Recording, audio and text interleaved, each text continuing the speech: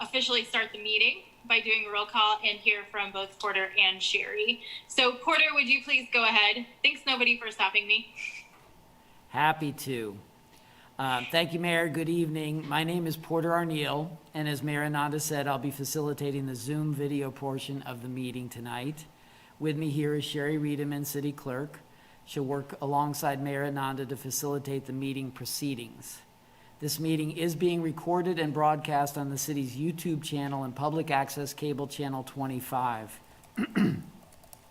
During the meeting, please mute yourself by clicking on the microphone icon found on the lower left-hand side of the Zoom menu next to the video icon. When you are muted, a red line will appear over the icon. Muting your microphone during the meeting will make it easier for everyone to hear. You'll just have to remember to unmute if and when you want to speak. In some cases, I may mute or unmute people as needed. Each time you speak, please remember to state your name for the benefit of those listening remotely. In the menu, you can also turn your camera on or off by clicking the video icon. For the purposes of this meeting, please keep your video on during the meeting. If you're participating by phone, you can click *6 to unmute your phone. For those using Zoom, somewhere on your screen you will see a choice to toggle between speaker and gallery view. Speaker view shows the active speaker. Gallery view tiles all the meeting participants. And now I'll turn it back over to Mayor Ananda. This is Mayor Ananda. Thank you, Porter. I'm going to go ahead and do roll call as we begin the meeting. Vice Mayor Finkeldine? Here. Commissioner Larson? Here. Commissioner Bully? Here. Commissioner Shipley? Here. All right, we are all present and accounted for. Now that we have officially begun, I will officially welcome everyone to the September 1st, 2020 Lawrence City Commission meeting. Sherri Reidemann, would you please give us some information about this meeting? Yes, thank you, Mayor. Again, Sherri Reidemann, City Clerk. I'm going to just provide a few reminders to everyone to ensure that the provisions of the Kansas Open Meetings Act are met. Commissioners, please remember to state your name and title each time you speak. All motions need to be stated clearly. After a motion is made and seconded, the mayor will call on commissioners individually to provide their vote. Mayor, you will then need to announce whether the motion carried and the count of the vote. Various members of city staff are present via Zoom, and they must also remember to state their name and title each time they speak. Individuals who signed up in advance to provide public comment remotely will be called upon by name. When you are called on, please unmute your listening device and state your name before speaking. The regular 3-minute time limit will apply. The mayor will then call for in-person public comment for those without access to technology options. Staff present will direct you to the podium to speak, following social distancing and safety protocols, and the regular 3-minute time limit will apply. Thank you. This is Mayor Ananda. Thank you, Sherri. All right, so we are ready to move on to our first agenda item, which is to approve our agenda. I'm going to go ahead and read all of this again, just because we have now officially started the meeting. The City Commission reserves the right to amend, supplement, or reorder the agenda during the meeting. It is also important to note that there is an executive session in tonight's agenda. When the motion is made to recess into executive session, the Commission will leave this Zoom meeting and go into a separate Zoom meeting. When the time scheduled for the executive session has elapsed, the Commission will return to the Zoom meeting and reconvene the regularly scheduled meeting. Are there any amendments, supplements, or reordering to the agenda that a Commissioner wishes to make? Have a motion? This is Commissioner Bully. I move approval of the agenda. Commissioner Larson, second. Mr. Mayor Ananda, we have a motion from Commissioner Bully, a second from Commissioner Larson. Commissioner Bully? Aye. Commissioner Larson? Aye. Vice Mayor Finkeldine? Aye. Commissioner Shipley? Aye. Mayor Ananda, aye. That passes unanimously. We are now ready to move forward with our recognitions, proclamations, and presentations. While we always want to recognize exceptional work in our community during the coronavirus pandemic with our commitment to public safety and for compliance at Kansas Governor's Order, individuals or groups will not be allowed to attend the City Commission meetings to make remarks and receive their proclamations. Instead, we will be promoting the proclamations on our social media. We have one proclamation this week, which is to proclaim September 1st, 2020 as Lawrence Douglas County United Way Day. So please take a look at that. Certainly watch social media for information around this proclamation. We will move on now to our consent agenda. All matters listed below on the consent agenda are considered under one motion and will be enacted by one motion. There will be no separate discussion on those items. If discussion is desired, the item will be removed from the consent agenda and will be considered separately. Consent agenda items are eligible for live public comment. Individuals wishing to provide live public comment must register as outlined at the top of the agenda. Public comment is limited to 3 minutes. Are there any items that a member of the commission wishes to remove from the consent agenda? Mayor, Commissioner Shipley, C8C and C8F.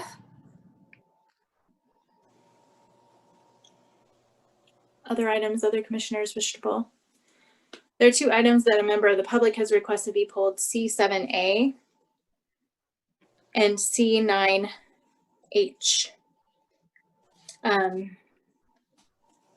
Are there any members of the public present, Porter, who wish to pull something from the consent agenda? Anything you want to pull from the consent agenda? I think you're just here to speak on which item are you? I want to speak on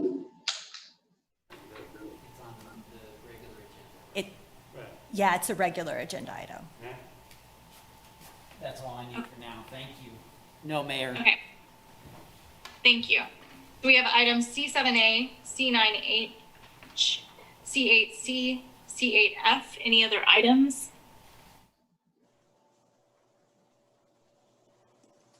Do we have a motion? This is Commissioner Bullock. I guess I'd like some clarification on Yeah. C8F.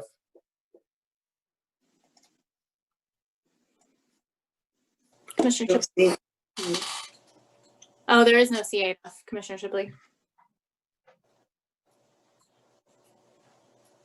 Hold on, maybe I need to refresh. I'm looking at it. Hold on a second. Mean C9F, the safe routes?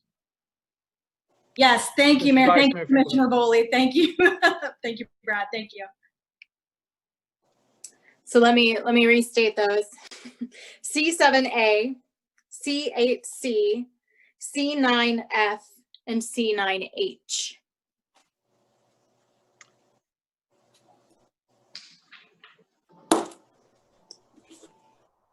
Mayor, Commissioner Shipley, I think I might be wrong about C8C too.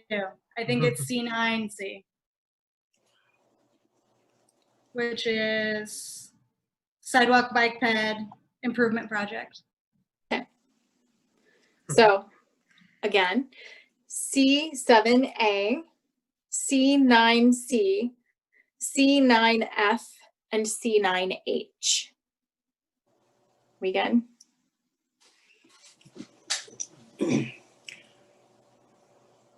This is Commissioner Larson, and I make a motion to approve the consent agenda with the exceptions of C7A, C9C, C9F, and C9H.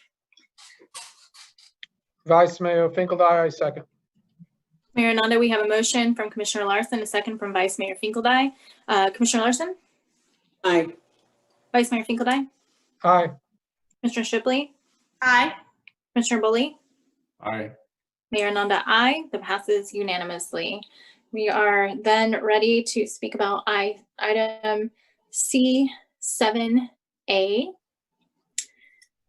And we had one individual sign up to give public comment on this item, and that is Stephen Watts. Hi. You I have hope 3 minutes. everybody's doing well tonight. This event has come to Lawrence. Can you say your name? I'm sorry? Can you say your name for the record? Sure. Stephen Watts, Thank you. WATTS, period. Go ahead. Well, thank you for your permission This group that comes into town, I think, is a great asset to our town. However, we're in COVID times. What are the things going on that people are going to be wearing masks? What are going to prevent citizens from the town being taken over by people driving around in these cars and having all of the events going on to the side? I don't care. I'm pretty insulated from it. You're the mayor, Ananda. You tell me what safety factors have been put in place so that the people that are having fun with this event can have fun with it and it can be safe for the town of Lawrence. Can you please answer the question? Thank you. Okay, we will bring it back up to the commission. Porter, is there anyone present who wishes to give public comment on this item? Okay, so you're not going to answer the question. Mr. Watts, are you done with your public comment? I'm asking you to answer the question. And you see, Ms. Ananda, your refusal to engage in public is part of your neo-fascist way of doing business. You pick and choose. That's wrong. Mayor, this is Commissioner Shipley. Commonly after we would listen to all public comment, we would ask staff to make a response. So while I appreciate the comments he's making, they may Hey, be Ms. Shipley, you're interrupting me. premature. It's not your Why turn. are you interrupting me, Ms. Shipley? Mr. Watts, you may finish your comment and then we will address your comments. Thank you. Because you see, the practice is to move on. And this is post-COVID. It is time we begin to understand people talking to you. How many of us are there? 6, 5? You cannot keep getting away with this, Ms. Ananda. I just need a simple question answered.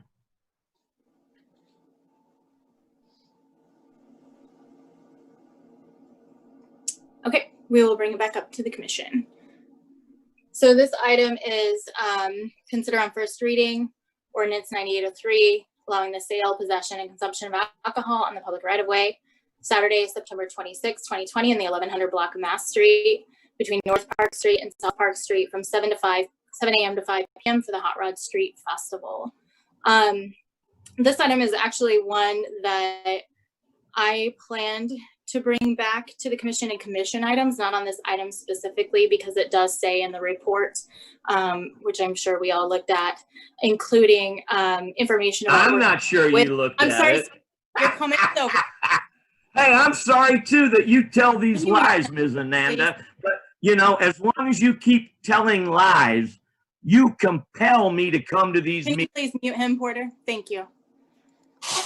So in that, there is information that they are working with both the Unified Command as well as, or the County Health Department, as well as the Parks and Rec Department to ensure social distancing and engaging in behavior that would be consistent with the regulations that we have around COVID-19. In commission items, I will talk further about this, but I think that the fact that that information was included in that report, for me, without having a broader conversation around these issues, is sufficient on this item, given that it is an outside event that is occurring, but I would definitely be interested in hearing other commissioners' thoughts on that. This is Vice Mayor Finkeldie. I don't know if Roger is available to make any comments. Yes, thank you, Commissioner. Mayor and Commissioners, we have been working with the applicant since March, when they actually pre-COVID, when they had put in for the event.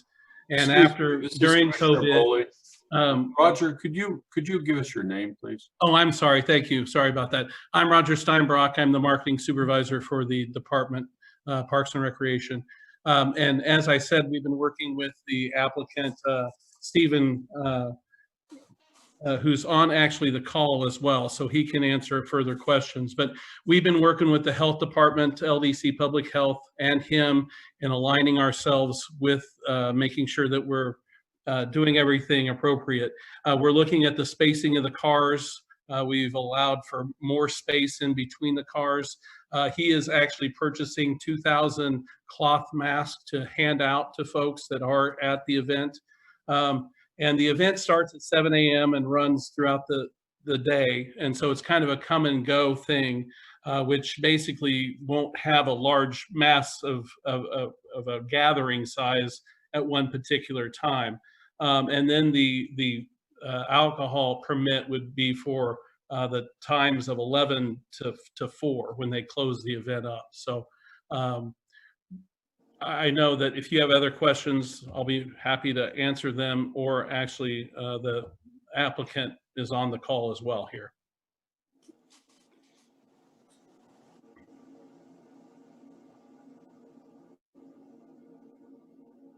This is Vice Mayor Finkeldine. I don't know if Mr. Chronister has anything to add, or that's a pretty good explanation, but I'm willing to hear from Mr. Chronister if he wishes.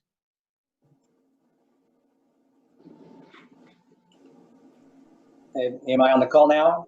Yes, Stephen, you are. Okay, thank you. This is Dr. Stephen Chronister, and my wife Michelle and I have been putting on this event for 12 years now. And obviously this is an extraordinary year, and I am a dentist, and dentistry has really been on the cutting edge of sterilization and disinfection for years and years, and especially this year with all the new knowledge that's coming through for COVID. And so we have taken some extraordinary measures in our office to make sure we're not spreading any germs. And I feel like I'm very knowledgeable about the whole scenario right now. And our daughter, who is part of the show, she actually is heading up the COVID testing at Lawrence Memorial Hospital. And my wife, my other daughter have worked with me in the office. So we're all very, very aware, very just inherently concerned about public health because I'm a doctor. And we have notices on our website and our Facebook page about our expectations of all participants that we're going to enforce mask wear. We're going to have off-duty police officers there to enforce the wear and enforce social distancing. We're going to have a lot of extra volunteers this year to make sure that happens. Again, outdoor events or outdoor scenarios are very, very safe. There's about 1/20th the density or likelihood of COVID infection outdoors as compared to indoors. And again, the density of people at our show is really going to be quite spread out as compared to any indoor store or restaurant you might go to around town. And we're going to have some vendors there selling food. Lawrence Beer Company will be selling alcohol, but the vendors will be spread out in a way where there will not be any lines or congregations of people. We will set up 6-foot markings on the sidewalks around vendors to keep people separate. So what other questions might you have?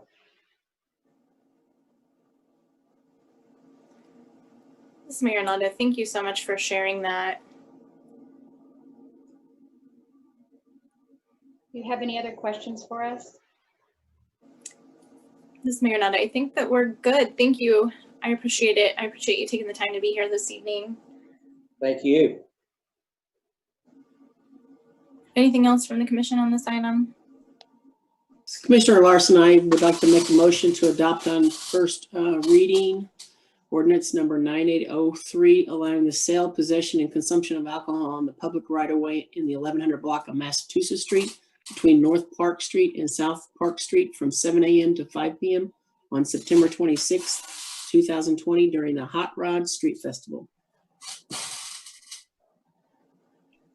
Vice Mayor Finkeldine, I second. This is Mayor Ananda. We have a motion from Commissioner Larson, a second from Vice Mayor Finkeldine. Commissioner Larson? Aye. Vice Mayor Finkeldine? Aye. Commissioner Bowling? Aye. Commissioner Shipley? Mayor Ananda, aye. That passes unanimously. We are ready to move on to the second item, item C9C. And Commissioner Shipley, I believe that was your item. Thank you, Mayor. This is Commissioner Shipley. I just had a couple questions. So this will be for Jake Baldwin, I'm sure. I noticed in your memo,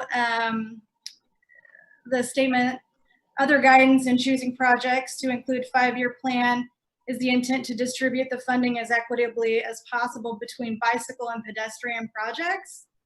And that's great. And I'm so grateful. I don't know if anyone else watched multimodal transportation video, but the work that they and staff are doing is really incredible. But my question is, a little further down, you also provide us with kind of a quick grid of 2021. So you can kind of see the bicycle projects are more than twice what the pedestrian projects are.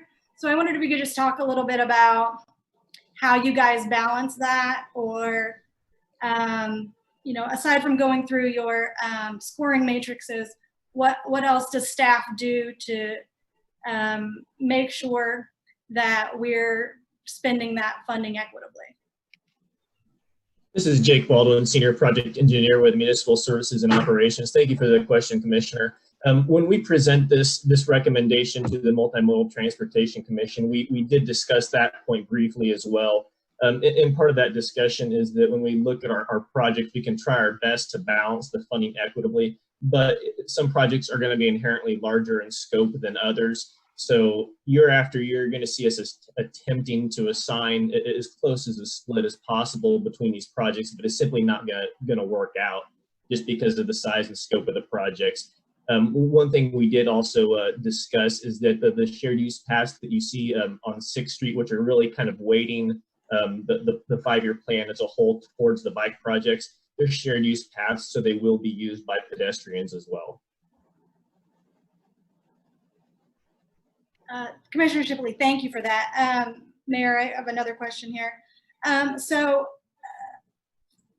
For some of the projects like the Naismith project, and later I guess we'll talk also about the Safe Routes to School, when a sidewalk or a shared youth path is coming, one thing I've seen is the letter they get of taking their property in the right of way and what's coming in. Does that letter also indicate that they're responsible for snow removal, and ultimately if it cracks, they're responsible for that? My recollection is that it does not. This is Jake Baldwin, Senior Project Engineer with MSO. When the affected residents are notified, no, we don't go into detail on future maintenance. We do have the year warranty that's typical on all our projects, so construction-related damage would be taken care of under that warranty. I don't recall, Commissioner Shipley, I don't recall, is that also in the letter that you send them, the year warranty information? Jake Baldwin, MSO. I'd have to go back and check, Commissioner. I'm not certain.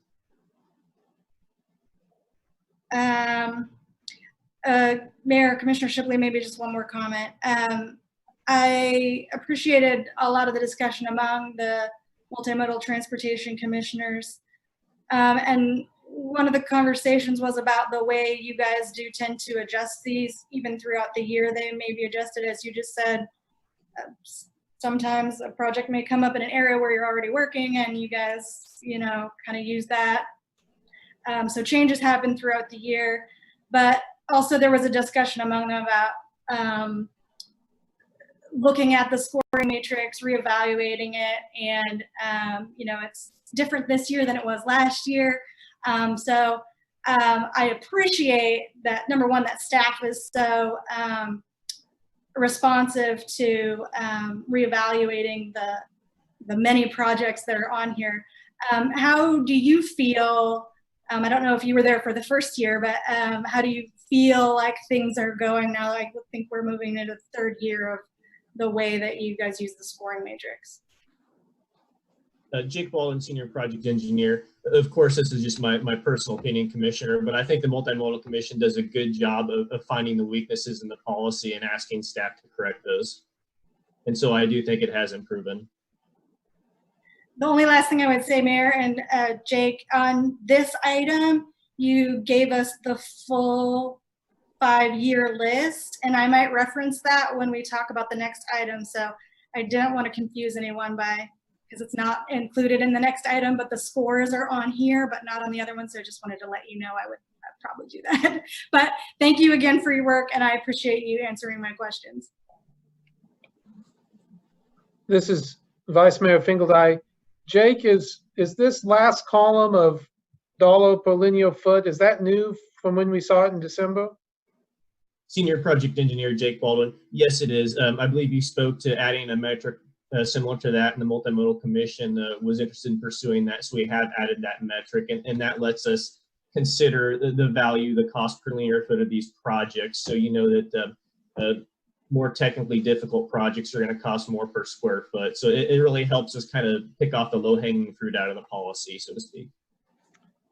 Vice Mayor Finkeldine, well, I don't want to take credit for that, but I will say that I did find that useful. I know the project I talked about last time on 9th Street does appear to be the most expensive project per linear foot, and I think that lowered its score out of the which I think makes good sense. So I appreciate that addition, and I think that's a good addition.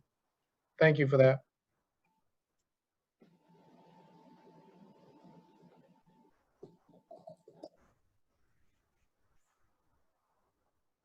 This is Mayor Ananda. Commissioner Shipley, did you have further questions? Okay. Commissioner Shipley, no, Mayor. Thank you very much for the opportunity. Porter, is there anyone present in the commission room to give public comment on this item? No, Mayor. This is Mayor Ananda again. Okay. Then we are bringing it back to the commission. I don't know if there's a motion to be had or more discussion. This is Vice Mayor Finkeldine. I would move for approval of the 5-year plan for sidewalk bike ped improvements project for 2021 through 2025. Commissioner Larson, I second. Mayor Ananda, we have a motion from Vice Mayor Finkeldine, a second from Commissioner Larson. Vice Mayor Finkeldine? Aye. Commissioner Larson? Aye. Commissioner Bully? Aye. Commissioner Shipley? Aye. Mayor Ananda, aye. That passes unanimously. We are now ready for item C9F. And I believe, Commissioner Shipley, that is also your item. This is Commissioner Shipley, Mayor. Thanks again.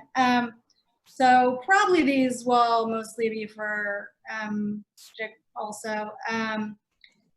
So we're using $88,000 from our infrastructure sales tax as a match to get the grant funding, correct? This is Jake Baldwin, Senior Project Engineer. Yes, that is correct.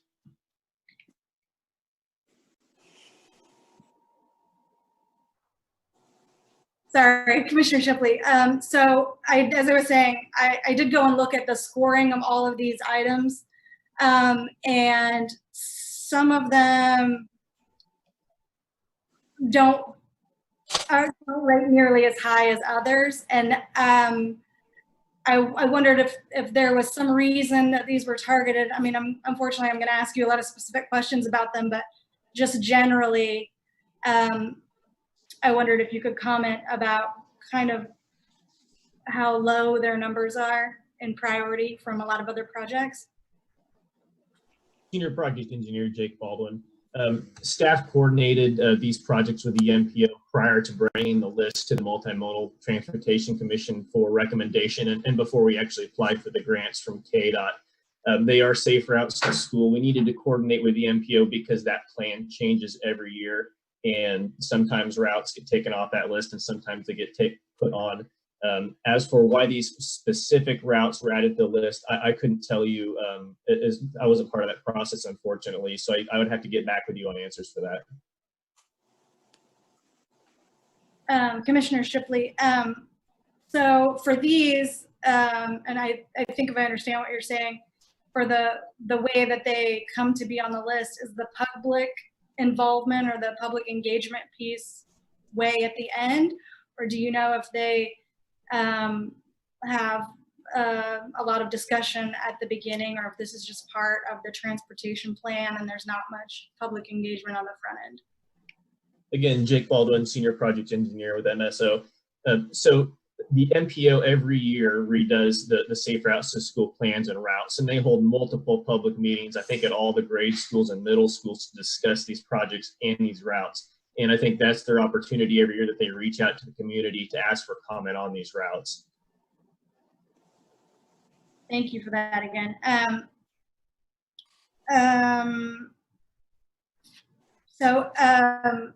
I think I'm going to go ahead and ask, it's Commissioner Shipley. I'm going to go ahead and ask some of these specific questions because you gave us the maps, so we can at least look at the maps.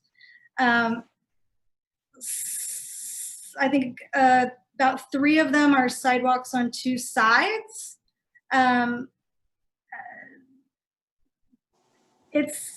And some of them are much shorter and seem comparatively unnecessary. It would seem like maybe 1 sidewalk would be sufficient, especially for some of these shorter ones like P090. It's a street, it's not a collector, it's not an arterial. Hate to ask you a question that's specific, but as long as we're using public money, I'm going to.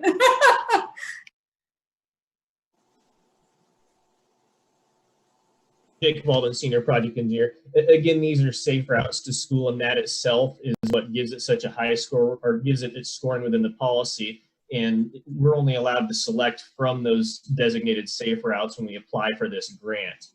So other than that, we have a limited budget that the grant allows us to apply for typically. So we shoot for a project budget and try to piece the projects together that'll get to that line and that are our highest priority. I hope that answers your question. A little bit, Commissioner Shipley, thank you.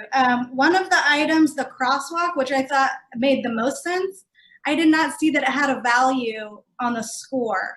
I don't know if that was a mistake, but, and it's also rather costly, so I didn't know if it also included some kind of speed mitigation or something like that, because I 30,000 for some stripes seems excessive. Can you comment on that project?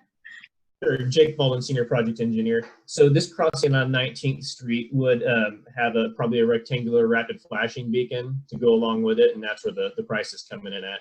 And I'm not sure we've done a good job of getting our crossings scored onto the list yet. That's something that we intend to work on.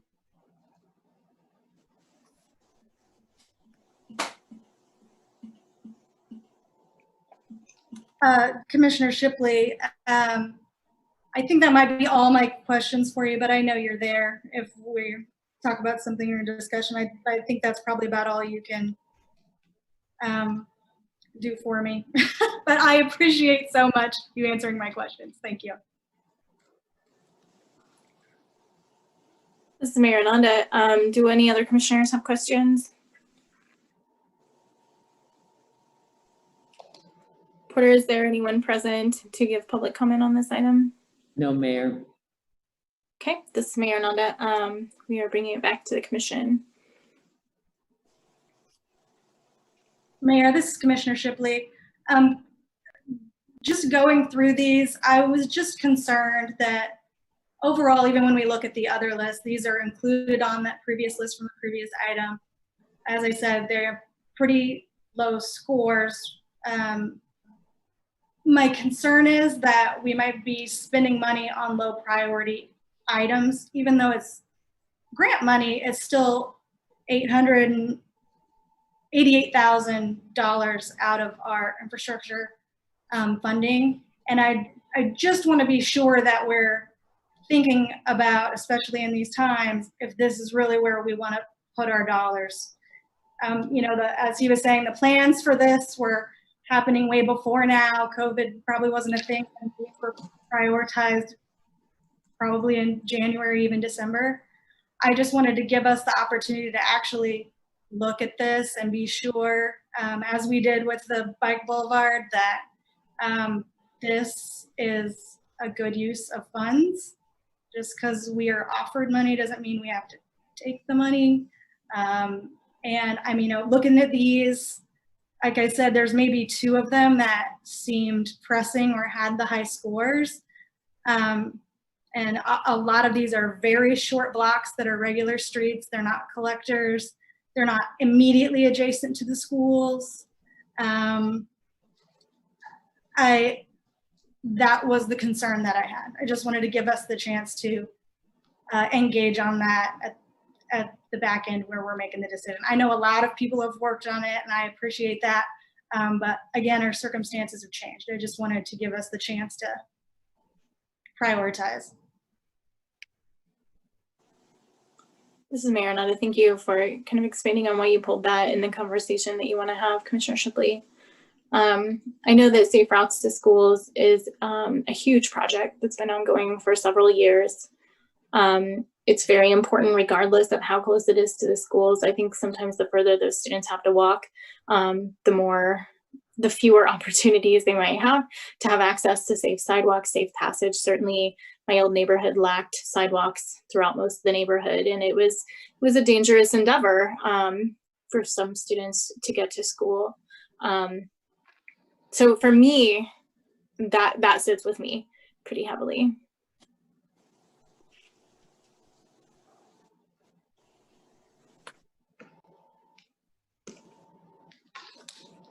Other commissioners have anything to add, or do we have a motion?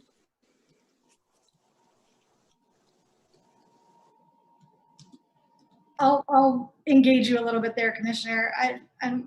I grew up here, and I also grew up in neighborhoods that didn't have, sorry, Commissioner Shipley, that didn't have sidewalks. And actually those littler streets were safer because they had less traffic. The dangerous areas for us getting to school were the high traffic areas and the huge intersections like this 19th Street Beacon project. So the other issue I have, and I might have let that go also, Mayor, let me just say, I might have just said, yes, Safe Routes to School is great. I do think that's true. But in addition to that, the people who get these letters who suddenly have sidewalks are not made aware that they are now in charge of them financially. And I don't believe they're even told they need to do snow removal. And this is one of the reasons I brought it up.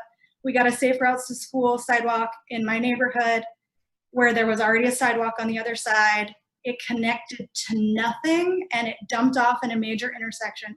So a child getting there would have just ended up at the end of a major intersection with nowhere to go when there was a connected sidewalk on the other side.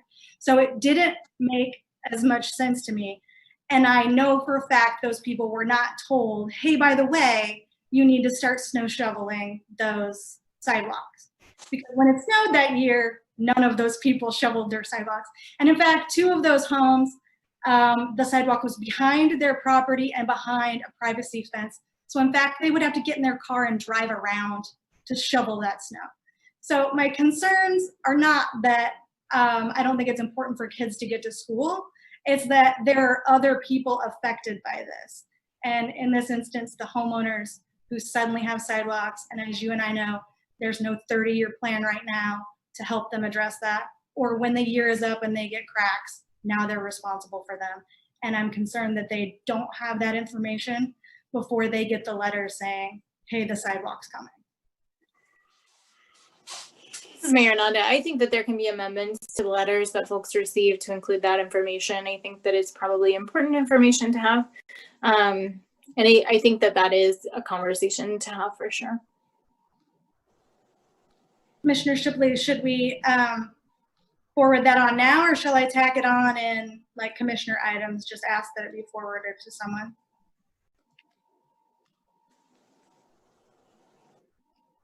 This is Mayor Ananda. Commissioners, do you have thoughts on that?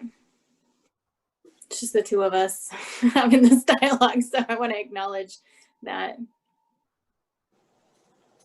Commissioner Harper, I think it would be fine to do it during commission items or do it either way. If we want staff to add that type of language or have a discussion about what language needs to be added. If there's some other things that need to be added. and maybe see what staff has to say, what their recommendation is for language for the letter.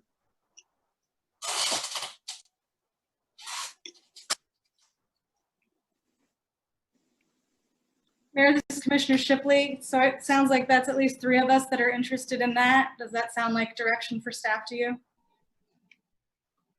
This is Mayor Ananda. I would ask staff if they felt like that was appropriate direction. It sounds like we're talking about just including the language around their obligations that are required by ordinance. Senior Project Engineer Jake Baldwin. Yes, I think that would be easily achievable. This is Mayor Ananda. Commissioners who haven't spoken up, Vice Mayor and Commissioner Bully, do you have anything to add or that you feel is important to bring up? This is Commissioner Bully. I've supported Safe Routes to School projects for years, and I trust the process, so I support this. This is Vice Mayor Finkeldine. I certainly don't have an objection and support the idea of adding additional information into the letters. That certainly can't hurt. I do serve on the MPO, and I do know that the MPO has a Safe Routes to School process and includes meeting at the schools, reaching out to the schools for information. So it doesn't surprise me that the process used by the Safe Routes to Schools comes up with a different matrix than our traffic, our pedestrian group comes up with using their own matrices. It's certainly a different process, and I do agree that you don't necessarily take all the money thrown at you just because it's a match. But I think this is a process that works well. It's a process that identifies needs. It goes on across the country, and I think the 80% match really does stretch our dollars in a way that is something we should consider and support. So I certainly support this as it exists. Ms. Mayor Ananda, do we have a motion? Vice Mayor Finkeldine would move that we authorize the mayor to sign agreement number 18420 with the Kansas Department of Transportation for the 2021 Safe Routes to School project.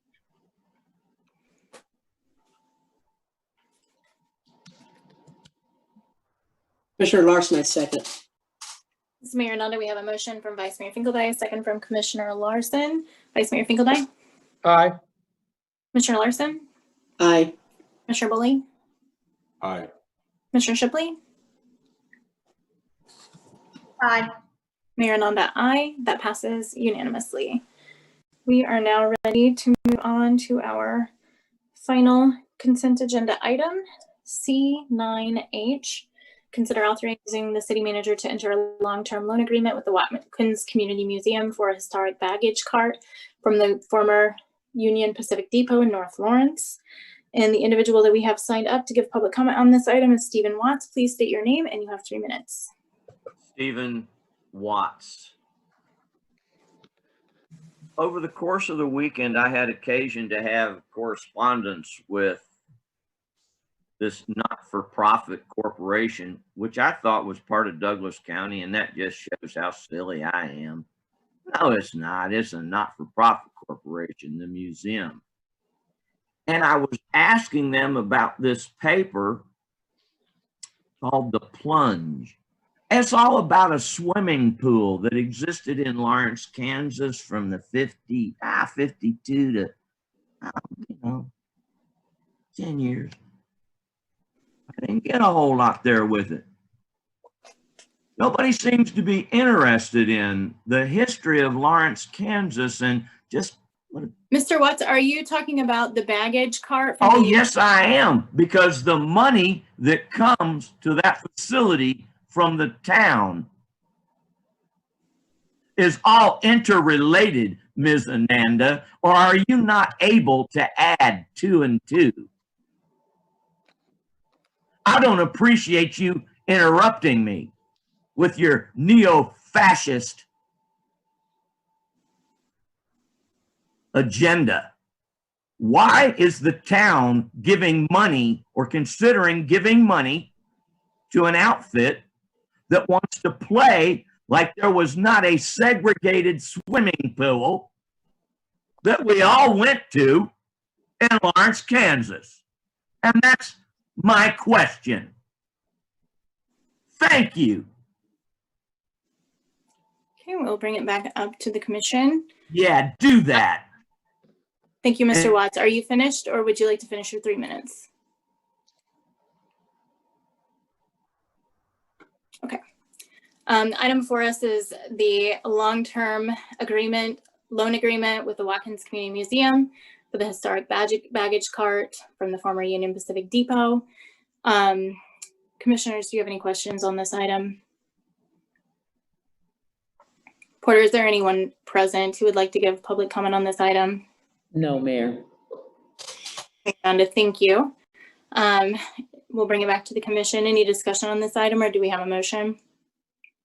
Commissioner Larson, I move to authorize the city manager to execute the loan agreement. Commissioner Bowley, second. Mayor Ananda, we have a motion from Commissioner Larson, a second from Commissioner Bully. Commissioner Larson? Aye. Commissioner Bully? Aye. Vice Mayor Finkeldei? Aye. Commissioner Shipley? Aye. Mayor Ananda, aye. That passes unanimously. We are ready to move on to public comment. The public is allowed to speak to any items or issues except those scheduled on the consent agenda or regular agenda portions of the agenda, after first being recognized by the mayor.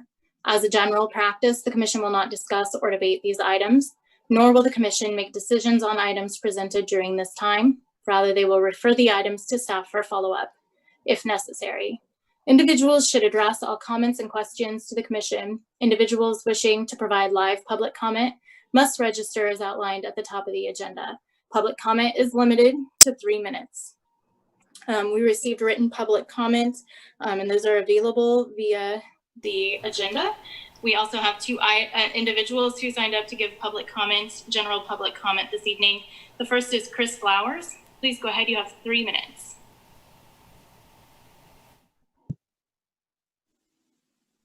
Hi, this is Chris Flowers. I was just going to mention that if we're going to be defunding the police and possibly moving their responsibilities to other people, like the noise complaints, I was wondering if we can maybe look at trying to get 24-hour animal service. Like, what if we trained someone that they can go and handle noise complaints at night, but also pick up if someone finds a lost pet, like they could come and get the pet.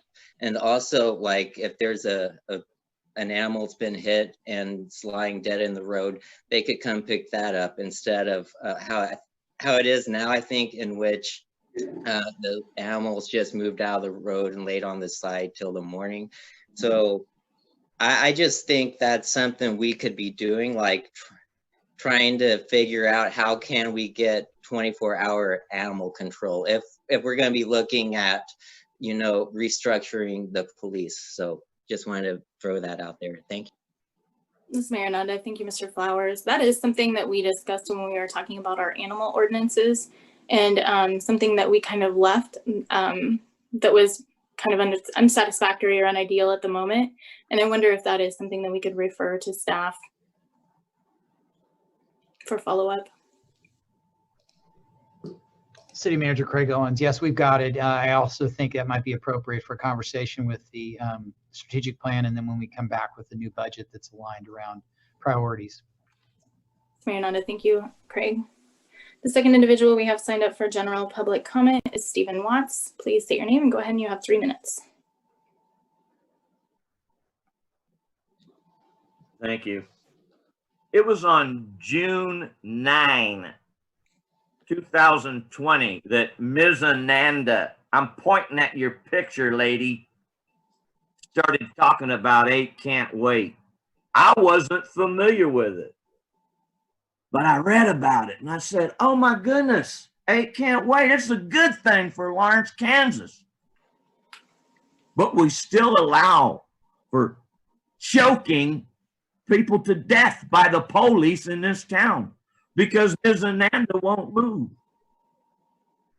The police review board is mired in an academic exercise that is going to take the next 15 years, and God hope they get a Nobel fucking Peace Prize.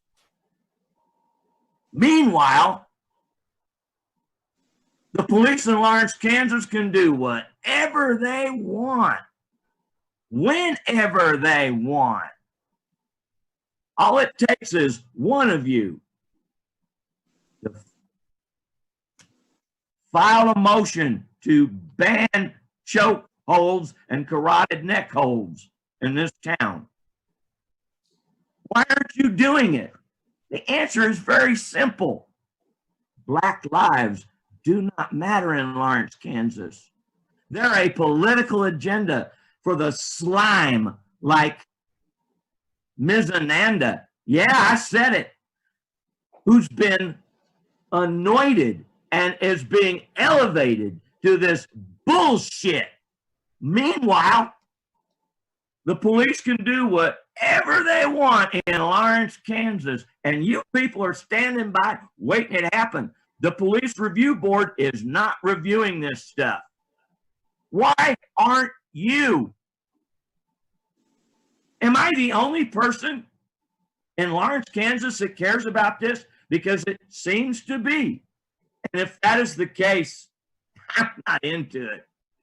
I'll go to Kenosha and make my, hey man, you're messing up, Ananda.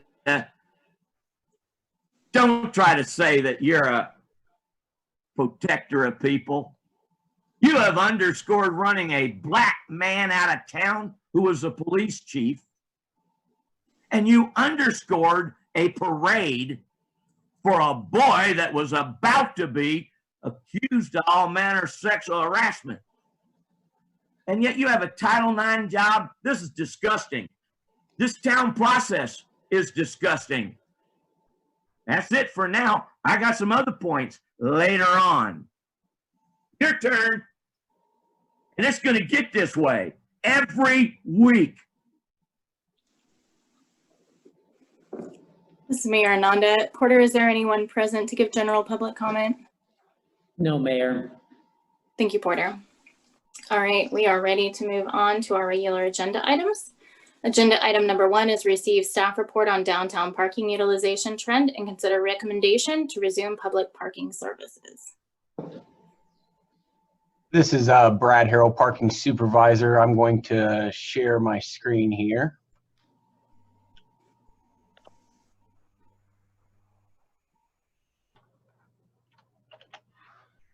So this is a line chart here of our occupancy since July 6th through August 28th.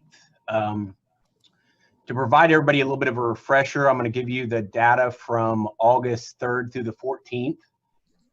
Massachusetts Street was occupied at 56%, parking lots at 50%, and the garage total was, or the garages was 26%. For the most recent data that we've collected, it's through August 17th through the 28th. We've seen a 2% increase across the board. So Mass Street is 58%, parking lots are 52%, and parking garages are 28%. The most recent occupancy data suggests that there's a need for metering and enforcement services to be reinstated. Monitoring parking is necessary to create the turnover and accessibility of available parking stalls for downtown visitors. Staff is recommending that parking enforcement be fully reinstated on September 14th. This will provide adequate time for the city's communication efforts to the Lawrence community and downtown merchants.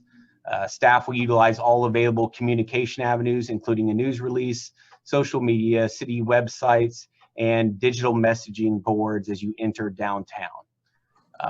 With that, I will stop sharing and answer any questions. Mayor Ananda, thank you. Are there any questions from commissioners? Please go ahead, Commissioner Shipley. Commissioner Shipley, thank you, Mayor. Last time, Brad, a recommendation you were thinking about was leaving the parking garages free and enforcing on Massachusetts and New Hampshire and Vermont. But for two reasons, that's one of the things I remembered. And one of them was also about behavioral change. A lot of us don't use the parking garages for numerous reasons, and this might be an opportunity to get some new people in the habit of using them. Did your thinking about that change, or did the numbers show you something different? Where are you on that now? Yeah, so I guess I'm still unmuted. The downtown parking ecosystem really functions as a complete system. So any alterations that might be made to that system, like garages or lots remaining free, will have an impact on the functionality of the rest of the system.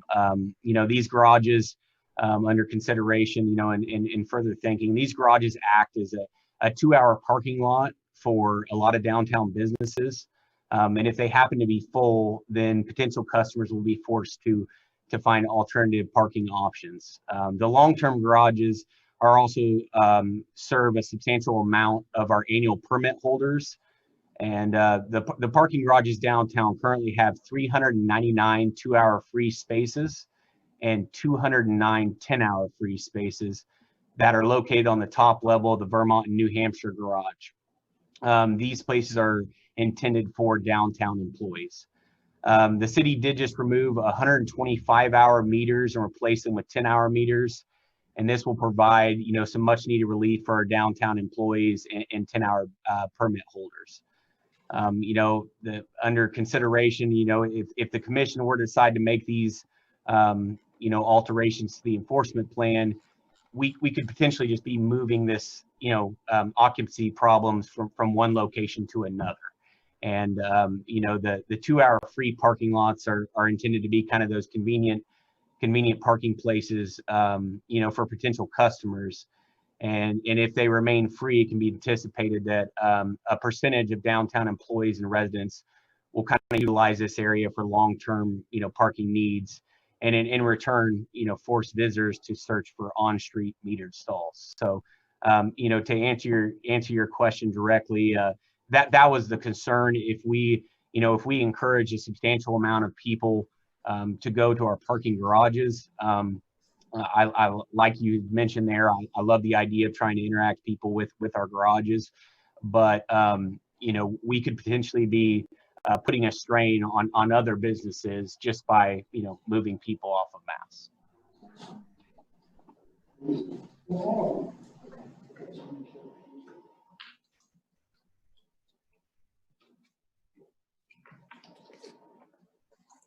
Mayor, Commissioner Shipley, I didn't hear you use any particular data points to show why you feel that way. Is there something here in the data set or that you just know from previous data sets that gives you that idea? Well, this is Brad Harrell, parking supervisor. Right now, if you're looking at the occupancy data, obviously it shows that we have a substantial amount of free parking or available parking in our garages. But you know, once we start enforcement, it can be anticipated that a substantial amount of people will go to these areas. And anyone who's you know, been down here on you know, a home football game at the university, or even you know, a sidewalk sale or something kind of event like that, can kind of understand and see the writing on the wall of what these parking garages might be like if they're at 80 or even higher % occupied. So that's kind of where so it's not really directly data driven, but it's history and you know, seeing the system and knowing that if we do provide one area of our ecosystem, parking ecosystem, to be free, it can be anticipated that a lot of people will be utilizing that.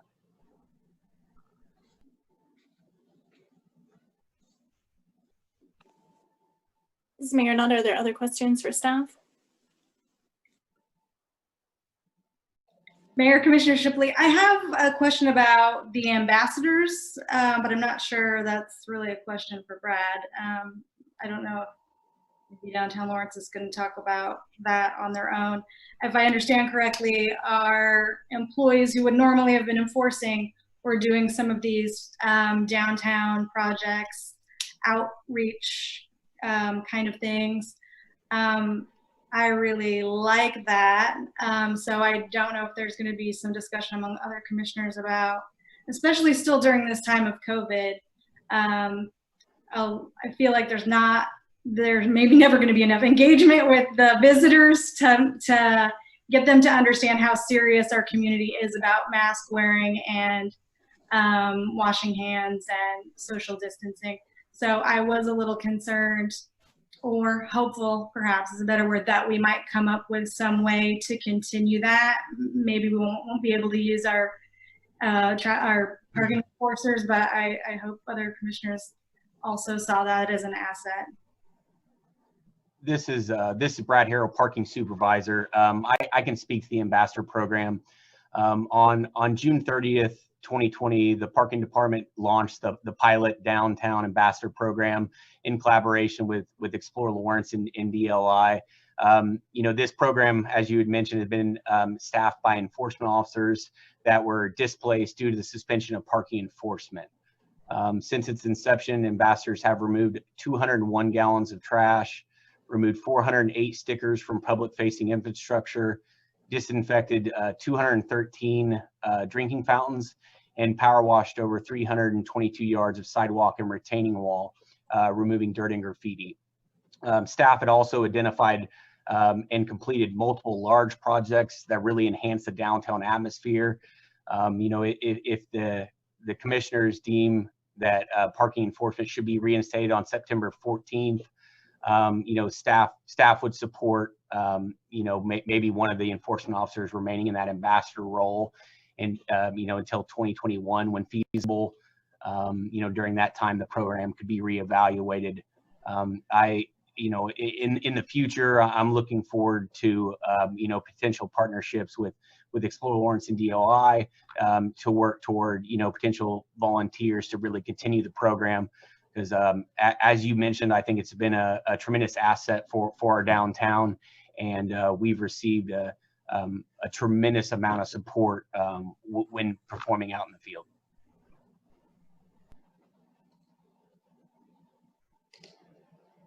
Well, maybe just one follow-up, Mayor, Commissioner Shipley. I did have one little concern. They were doing so many various tasks as compared to their, previous, what they applied for in their job.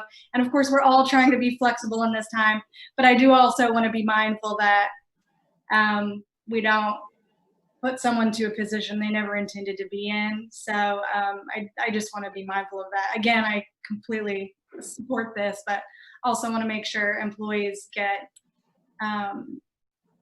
choice. If you applied to be a traffic or a parking enforcer, that was your expectation, not necessarily power washing for a year. So I just want to be personally mindful of that also as a theoretical employer. This is Brad Harrell, parking supervisor, and I thank you for those comments. But it's really been embraced by my entire staff. The enjoyment that comes from having that vested interest in our downtown and loving to see it improve. So it'd certainly be something that could be on a rotation basis or something like that, because it is a little bit different work than what they're accustomed to doing. But I will assure you that it has been embraced by all of our staff.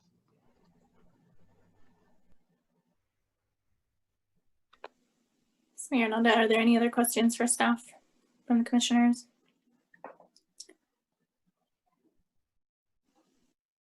We have two individuals signed up for public comment on this item.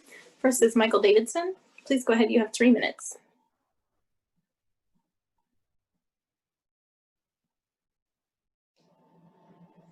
Thank you. Thank you, Mayor. As a partner in this with the city, Explore Lawrence, Michael Davidson, Executive Director of Explore Lawrence. As a partner in this with DLI and the city, we saw great value in it.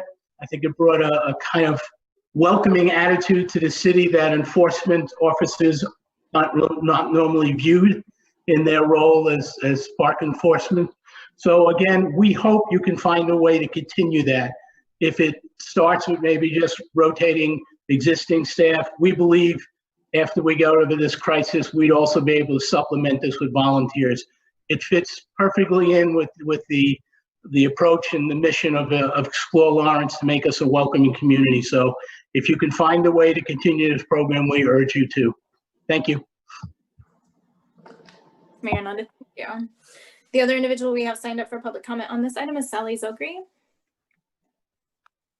Thank you, Mayor. This is Sally Zogri, Executive Director of Downtown Lawrence, Inc., otherwise known as DLI. I want to reiterate and support what both Brad Harrell and Michael Davidson have said. The three entities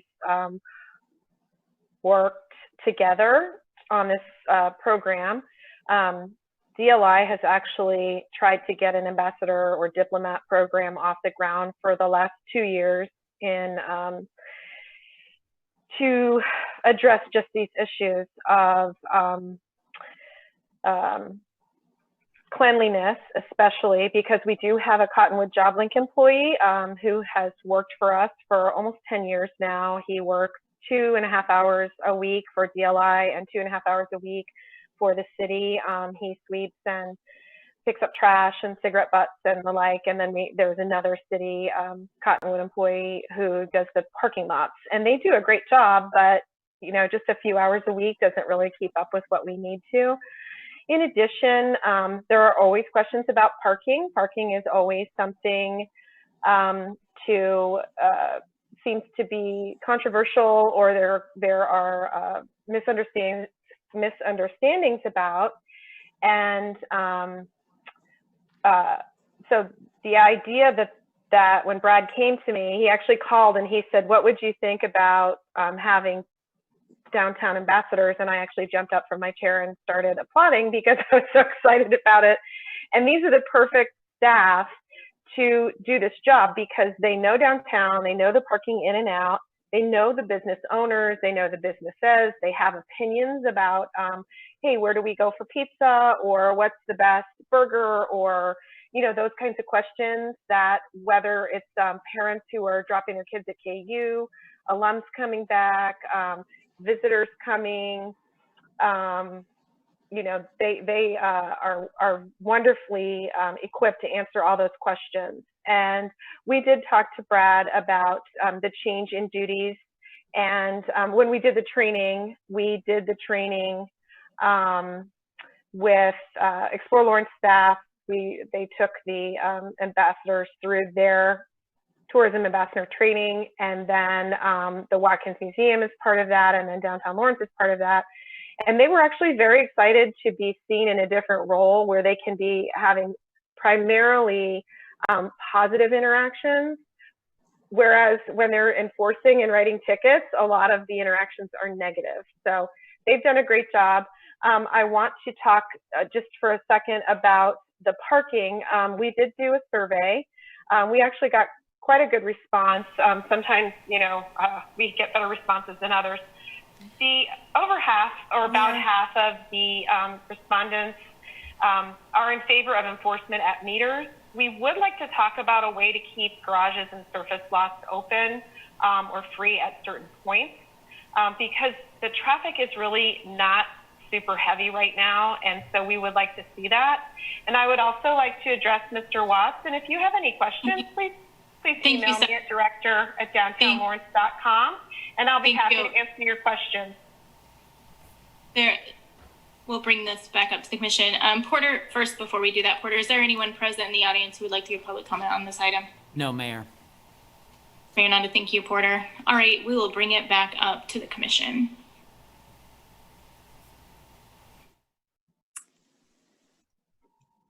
So the action on this item is to approve staff recommendation to resume parking meter and enforcement services.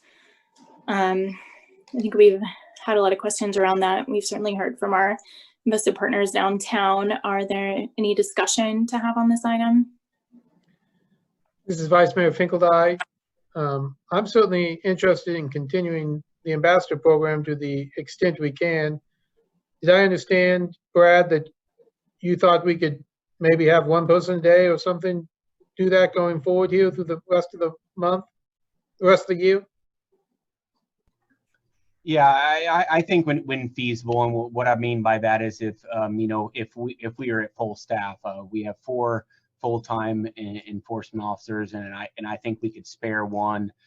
We also have a maintenance technician who's been very helpful in this process as well. So I think when feasible, we can certainly do it. Probably not to the extent and taking on maybe the larger projects, but I think we can certainly, continue the program in maybe a limited capacity, especially just focusing on that interaction with the public, greeting the public, removal of trash and things like that. And when feasible, we still might take on those projects. So I certainly think it's something we could accomplish. Vice Mayor Finkeldine, I appreciate that, and I appreciate some of the larger projects you've done. Certainly have seen some of those myself and seen some by picture, and I certainly think those projects were good as well. I'm not, like you said, some of those have been years in the making, so we don't necessarily have to be doing those all the time. But and I would think, but I think continuing the program and would be a good addition. Vice Mayor Finkeldine, again, I certainly support starting back up the meters. I was interested in the idea of maybe leaving the lots or the parking garage open. But I understand, Brad, I think I understand your point that you're afraid that if we start enforcing the meters, we'll end up with long-term parking in the 2-hour lots and the parking garages, and we'll just have a spillover effect. Is that kind of your thought process? This is Brad Harrell, parking supervisor. Yeah, that's my concerns moving forward. So if the 2-hour parking lots were to remain free, it can be anticipated that a percentage of downtown employees or residents are going to park there for long-term needs, and that'll have that effect on our parking lots. Right now, we're and I don't have the numbers right up directly in front of me here, but I believe we're like 7% off of our normal occupancy right now in parking lots. So while we have plenty of room, judging by the numbers in our parking garages, that'll kind of go back to normal when we start pushing the people with 10-hour permits back to that area. Vice Mayor Finkeldine, thank you. Commissioner Larson here. I'm also interested in the ambassador program, whether or not it can continue if staff finds it to be feasible. I think it's a really good program. I've been impressed with what I've seen down there, downtown. And as far as the parking, as far as the ticketing goes, being enforced again on September 14th, I also support that to get that back going.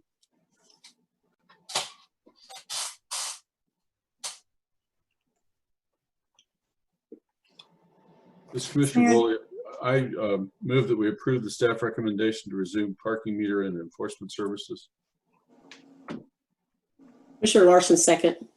Mayor Ananda, we have a motion from Commissioner Bully, a second from Commissioner Larson. Commissioner Bully? Aye. Commissioner Larson? Aye. Vice Mayor Finkeldine? Aye. Commissioner Shipley? Aye. Mayor Ananda, aye. That passes unanimously. Item 2 is to consider authorizing city manager to sign MOU with the Community Remembrance Project Coalition for the Equal Justice Initiative Historical Marker Project. Good evening, Tony Wheeler, City Attorney. This agenda item involves a request to install a historical marker on city property, specifically on the site of City Hall at 6th and Massachusetts Street. In a moment, I'll turn this over to Carrie Altenburn and others who will provide the commission with more details about the project. But before we get to that, I want to cover just a couple of legal matters. First, as the governing body, you have the authority to either approve or disapprove this request to install something on city property. If you do wish to approve it, staff recommends that you authorize the city manager to execute a memorandum substantially similar to the one that's in the agenda packet. This MOU covers such things as the installation of the marker, the ongoing maintenance of it, and the ability of the city to temporarily relocate the marker in certain circumstances. City staff did work with Mr. Altenburn, Ursula Miner, and Doris Ricks on this MOU, and we very much appreciated their input and feedback on it. The installation of the marker has received administrative approval from the Historic Resources Administration, and that administrative approval is set to be confirmed by the Historic Resources Commission at its meeting on September 17th.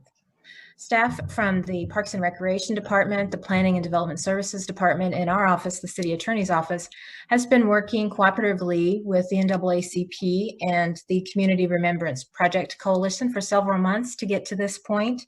We're really excited to be at this point. I know this is an important milestone for the group. So with that, I would turn it over to Mr. Altenburn. Thank you, Tony. This is Carrie Altenburn. But first, we decided that Ursula Miner would speak first. So if she could go ahead and talk, then I'll speak after her. Good evening. My name is Ursula Miner, president of the Lawrence Branch NAACP. The EGI Memorial Project is an important part of Lawrence's history in the past, but not forgotten. We started the project in 2018, and we are now prepared to move forward with the marker and the coalition. It was a lot of hard work by everyone that was involved. I would like to thank the City of Lawrence. A big thank you to Tony Wheeler for working with us, the Watkins Museum, Parks and Rec, and all that have supported, and all the support that we have received from the community. I'd like to make a big thanks to the NAACP History Standing Committee with Carrie Altenburn as the chair, and Doris Ricks and Evan Jorn for having several meetings and getting the meetings planned and keeping everything together. And thanks to all the standing committee chairs and all the standing committee members. It is our hope of the NAACP that the marker will bring the community together to talk about the past and bring it to the present.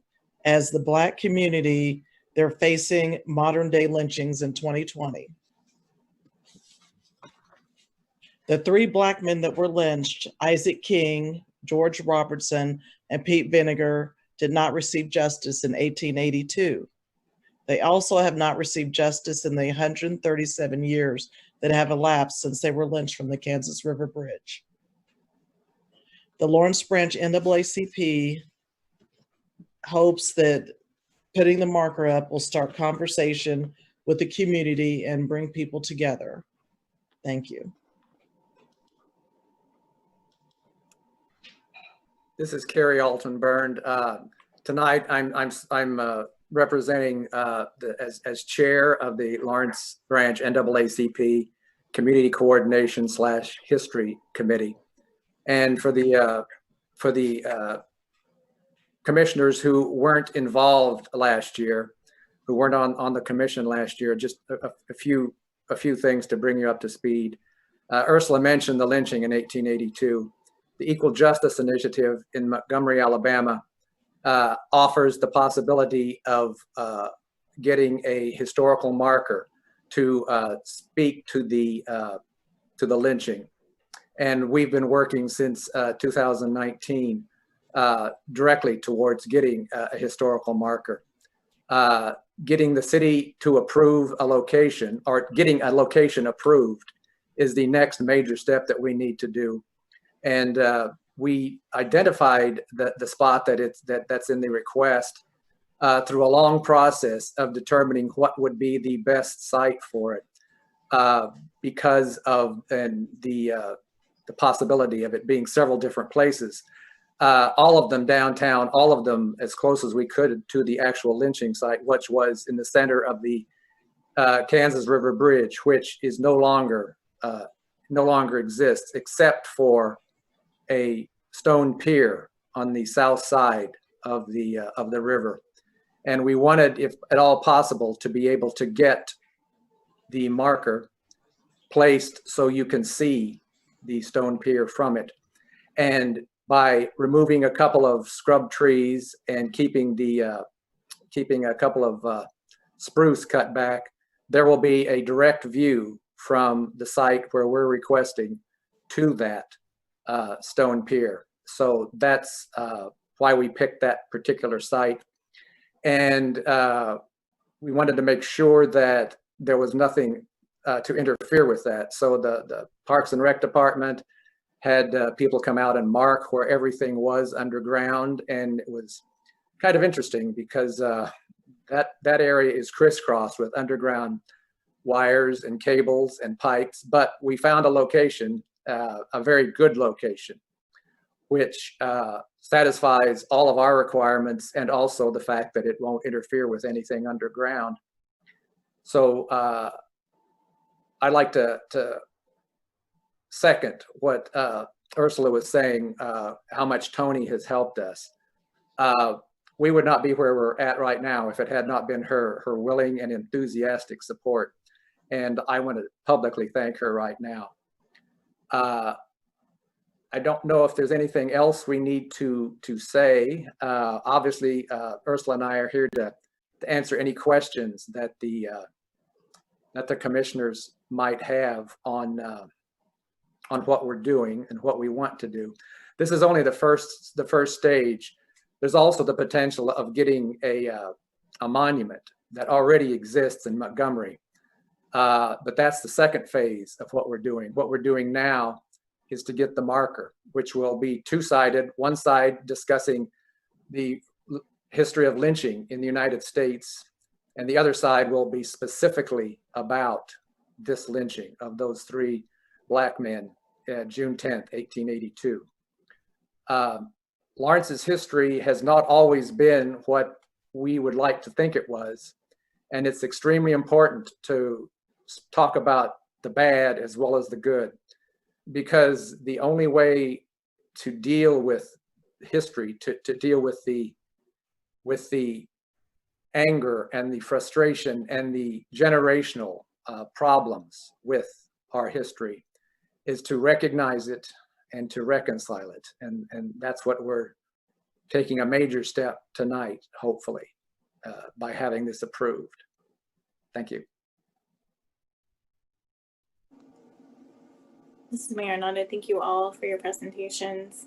Tony, is there anyone else to speak? Okay.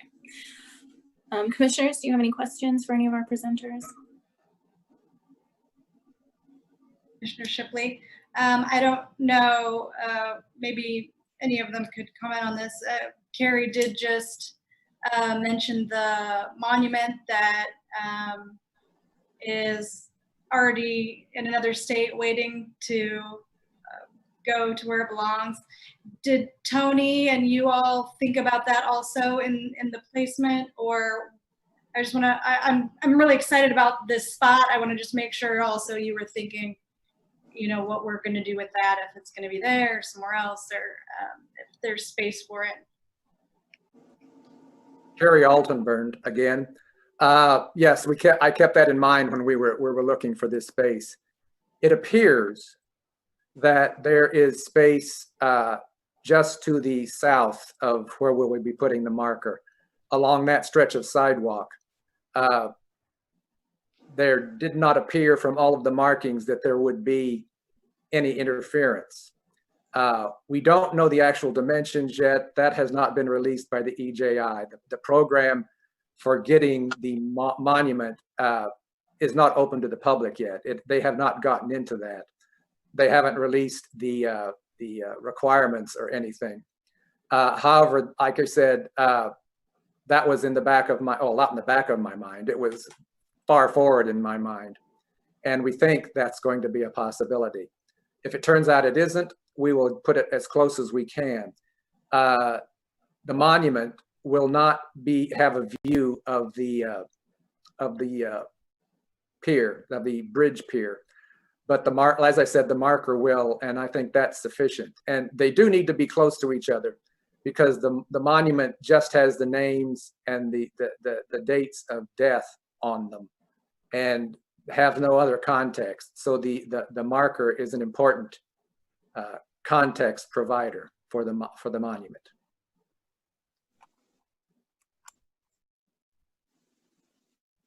This is Mayor Ananda. Other questions for folks?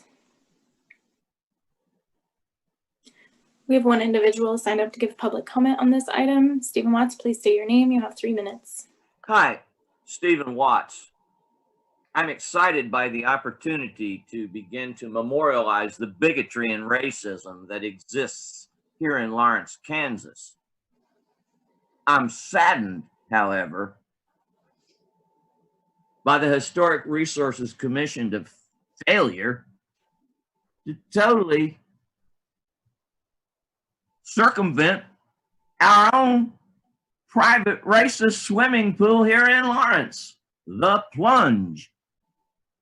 From 1960 to almost 1970, we had to fight to get rid of it, and it never really got rid of. It still exists in people's heads. Here's what the man said at the Plunge. He concluded by assessing the state of race relations in Lawrence. This community has advanced far since the days when Negroes were hanged from the Kansas River Bridge. Okay, so we're 100 years behind. How about putting a big old sign out there where the Plunge was? If you don't know where it is, I can help you find it, saying, this was our town swimming pool.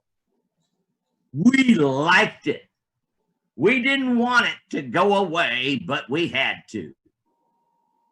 And then moving forward, all of this thanks to Ms. Wheeler.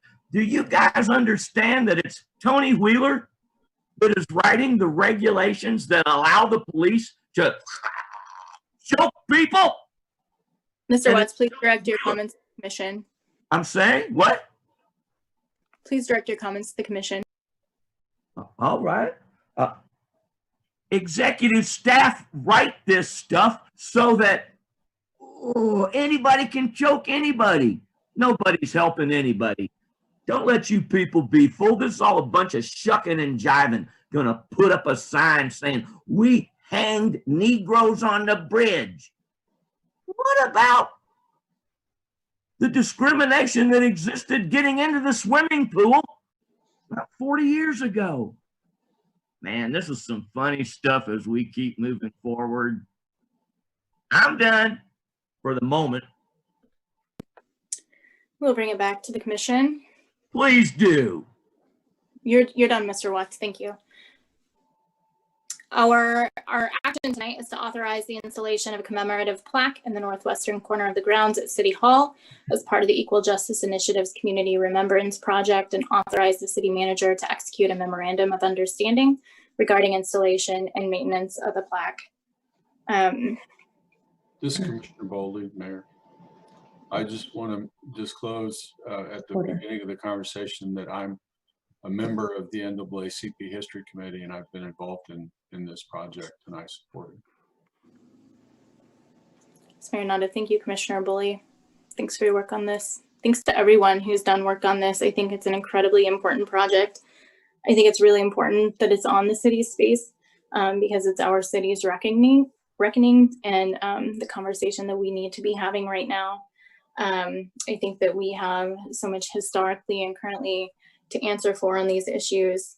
And I think it's really important to humble ourselves and remind ourselves of these issues.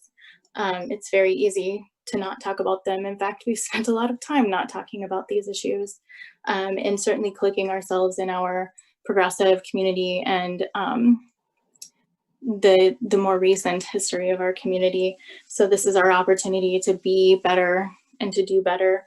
And I want to thank everyone for all of their work on this item. I think that it's vitally important, and I'm very much looking forward to seeing this progress, not only from this item, but as we continue this project. This is Commissioner Bulligan. I think that you're touching on something that's very significant about this, and that's the community conversation that goes on around it. That's a very important part of this, and the folks at the Justice Institute are very interested in having having us and helping us facilitate these conversations in the community.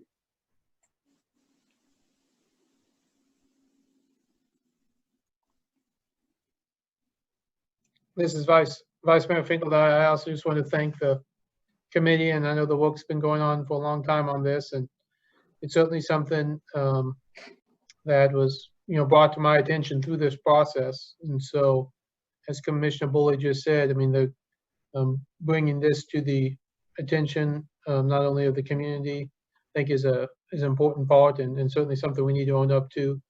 There is more work to be done. We'll have some more discussion tonight. Mr. Watts has talked about the plunge, which is something I've not heard of until he sent me an article on that and read about. And I do think that's something we want to talk about going forward, and lots of other matters in between. But certainly I appreciate the work of the NAACP on this, and certainly support it moving forward, and look forward to the second part coming forward someday soon.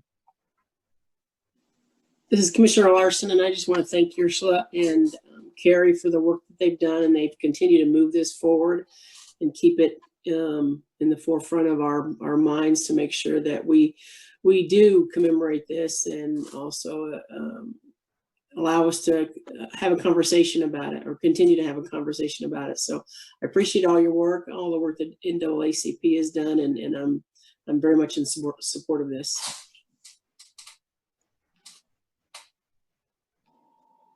Mayor, this is Commissioner Shipley. Unless you have more to say, I would make a motion. Please go ahead. Commissioner Shipley, I motion to authorize the installation of a commemorative plaque in the northwestern corner of the grounds of City Hall as part of the Equal Justice Initiative's Community Remembrance Project, and authorize the city manager to execute a memorandum of understanding regarding installation and maintenance of the plaque. Commissioner Larson, I second. Mayor Ananda, we have a motion from Commissioner Shipley, a second from Commissioner Larson. Commissioner Shipley? Aye. Commissioner Larson? Aye. Vice Mayor Finkeldine? Aye. Commissioner Bully? Aye. Mayor Ananda, aye. Passes unanimously. We have a request to take a 10-minute break, so we will do that and return in 10 minutes.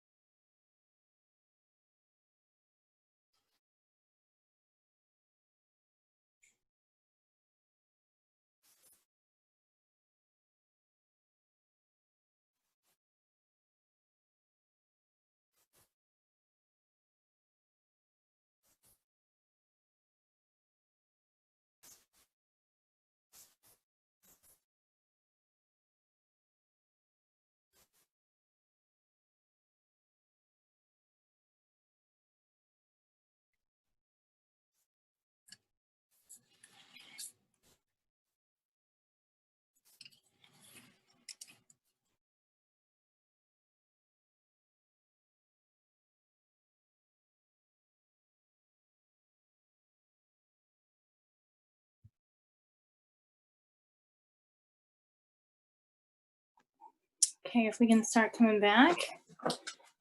David?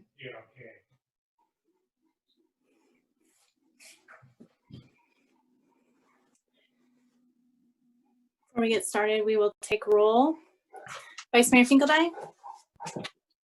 Here. Commissioner Bully? Here. Commissioner Larson? Here. Commissioner Shipley?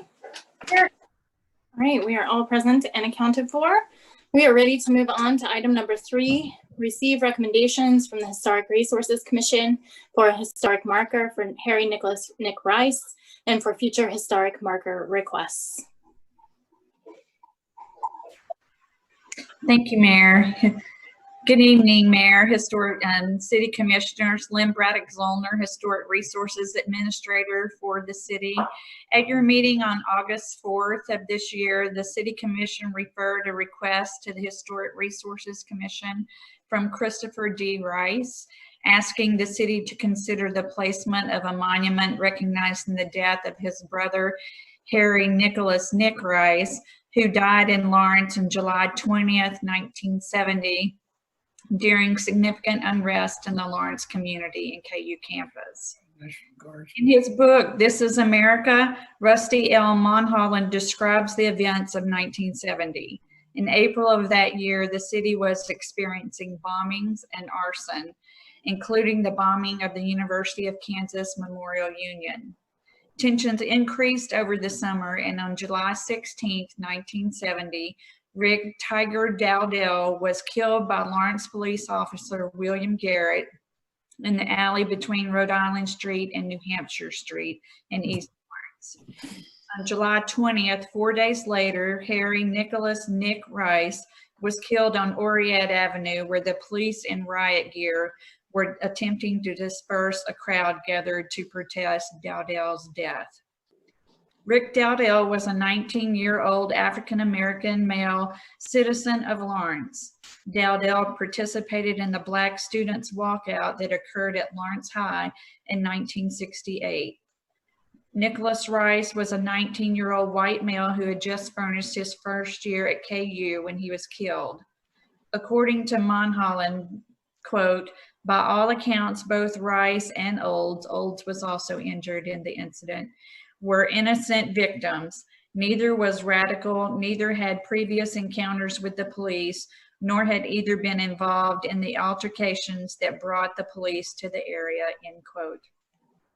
Historic markers can identify a place for its association with the history of that place or a person or people associated with that place. Markers should identify an unbiased history of the person or place that is the subject of the marker.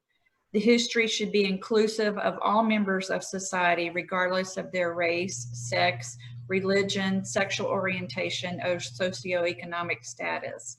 Markers that are successful include a context. Research shows that the deaths of Harry Nicholas Rice and Rick Dowdell were part of an important period in the history of the city of Lawrence. The deaths of Rice and Dowdell should be recognized by the city. However, to recognize the deaths without context does a disservice to Rice and Dowdell and to the education that should be part of the narrative of their deaths. The Historic Resources Commission held a special meeting on August 19th to review the request from Christopher D. Rice asking the city to consider the placement of a monument recognizing the death of his brother.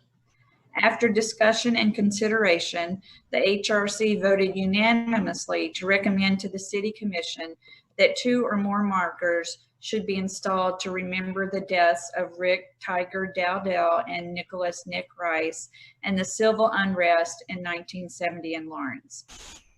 The Historic Resources Commission was of the opinion that a marker should be located near the sites of the deaths and should be of sufficient size to provide context.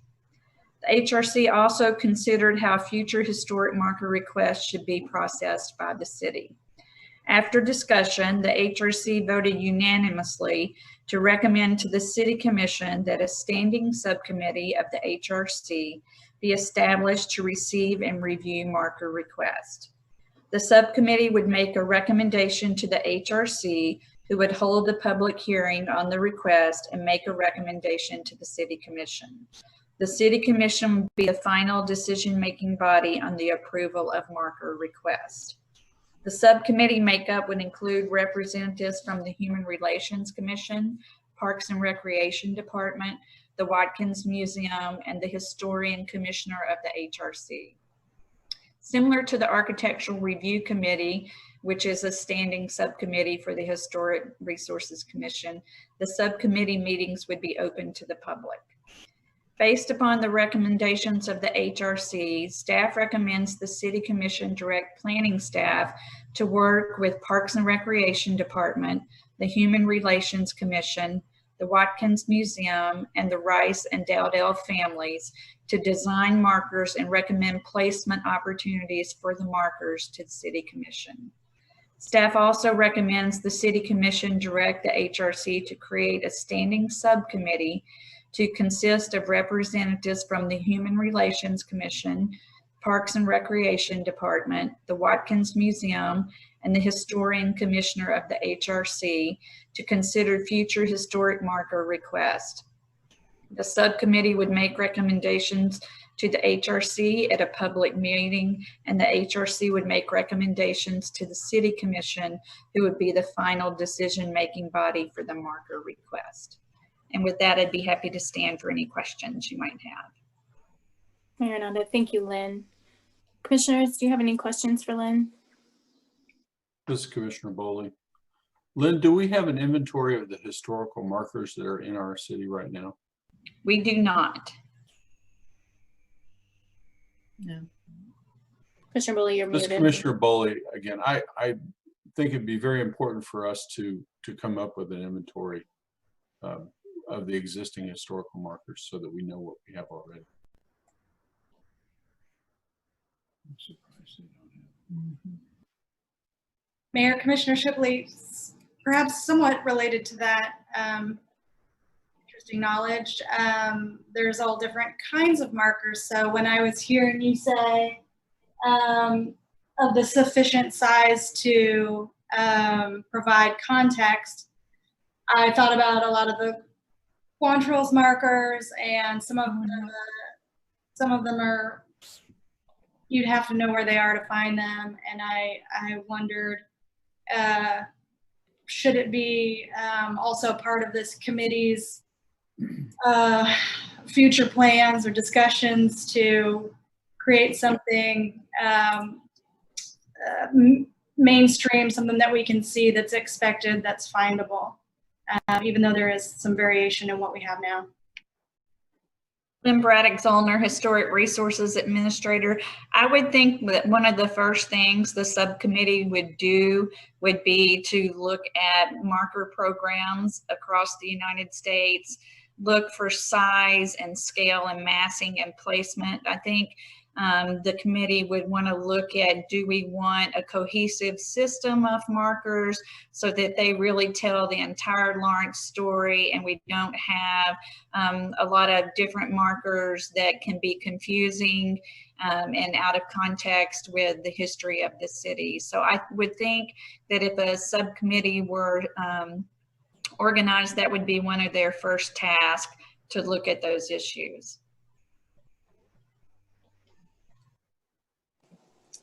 Commissioner Larson, I had a question about the plaques that are being proposed here for Mr. Dowdell and Mr. Rice. Do we know what those plaques are going to say?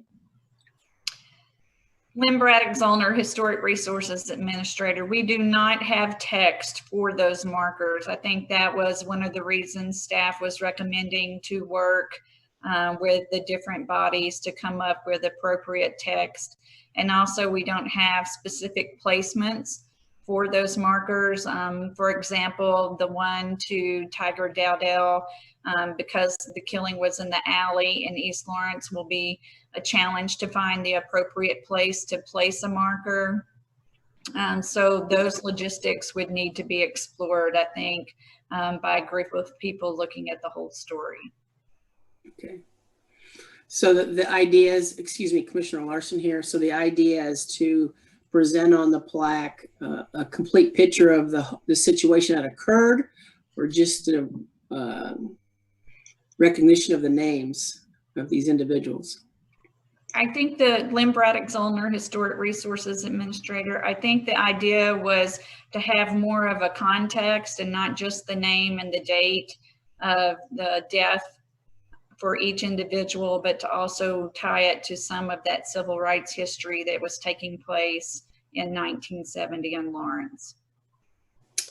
Commissioner Larson, thank you. This is Commissioner Bowley. I'd like to express my interest in having context for many of our markers. I appreciate Commissioner Shipley's mentioning of the Quantrill markers. There are some downtown that are hard to find, but you know, as we're engaging in this effort, I think it's important to have a kind of a comprehensive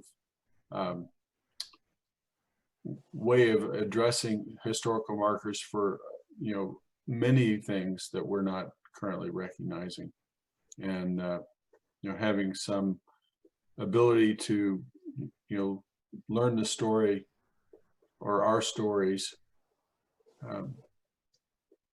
I guess I'd point to the Burroughs Trail. There's some great historical markers on the Burroughs Trail. That was a wonderful effort. There's a lot of context there. But anyway, I'm interested in doing more of this. This is Vice Mayor Finkeldite. Would you, Lynn, would you see this committee taking suggestions from the public? You know, for example, we've been hearing about the plunge tonight, taking input from the public about markers, or how would you see this committee getting or hearing about particular projects?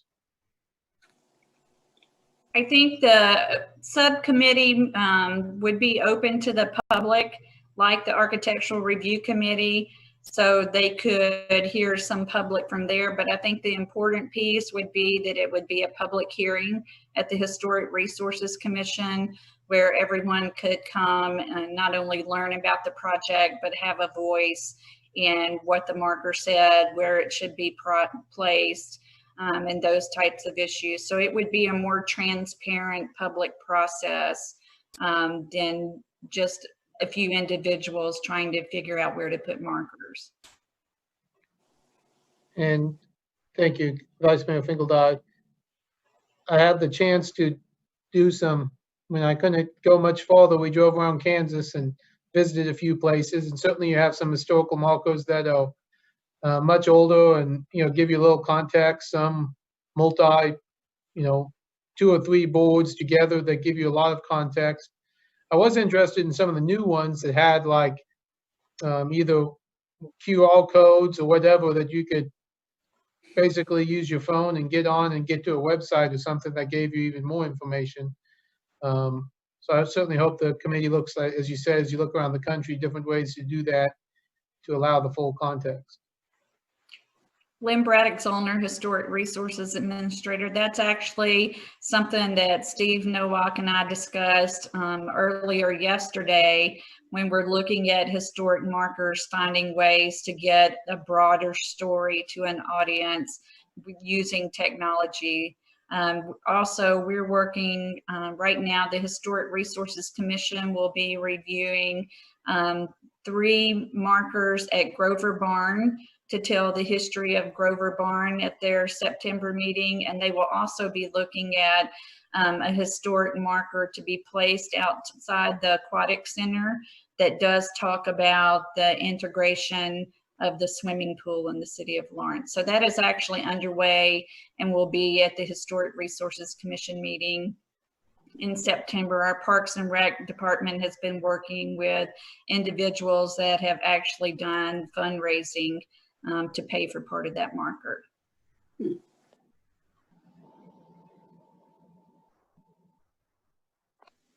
Mayor Ananda, any other questions before we go to public comment? Okay, we have 3 individuals signed up for public comment on this item.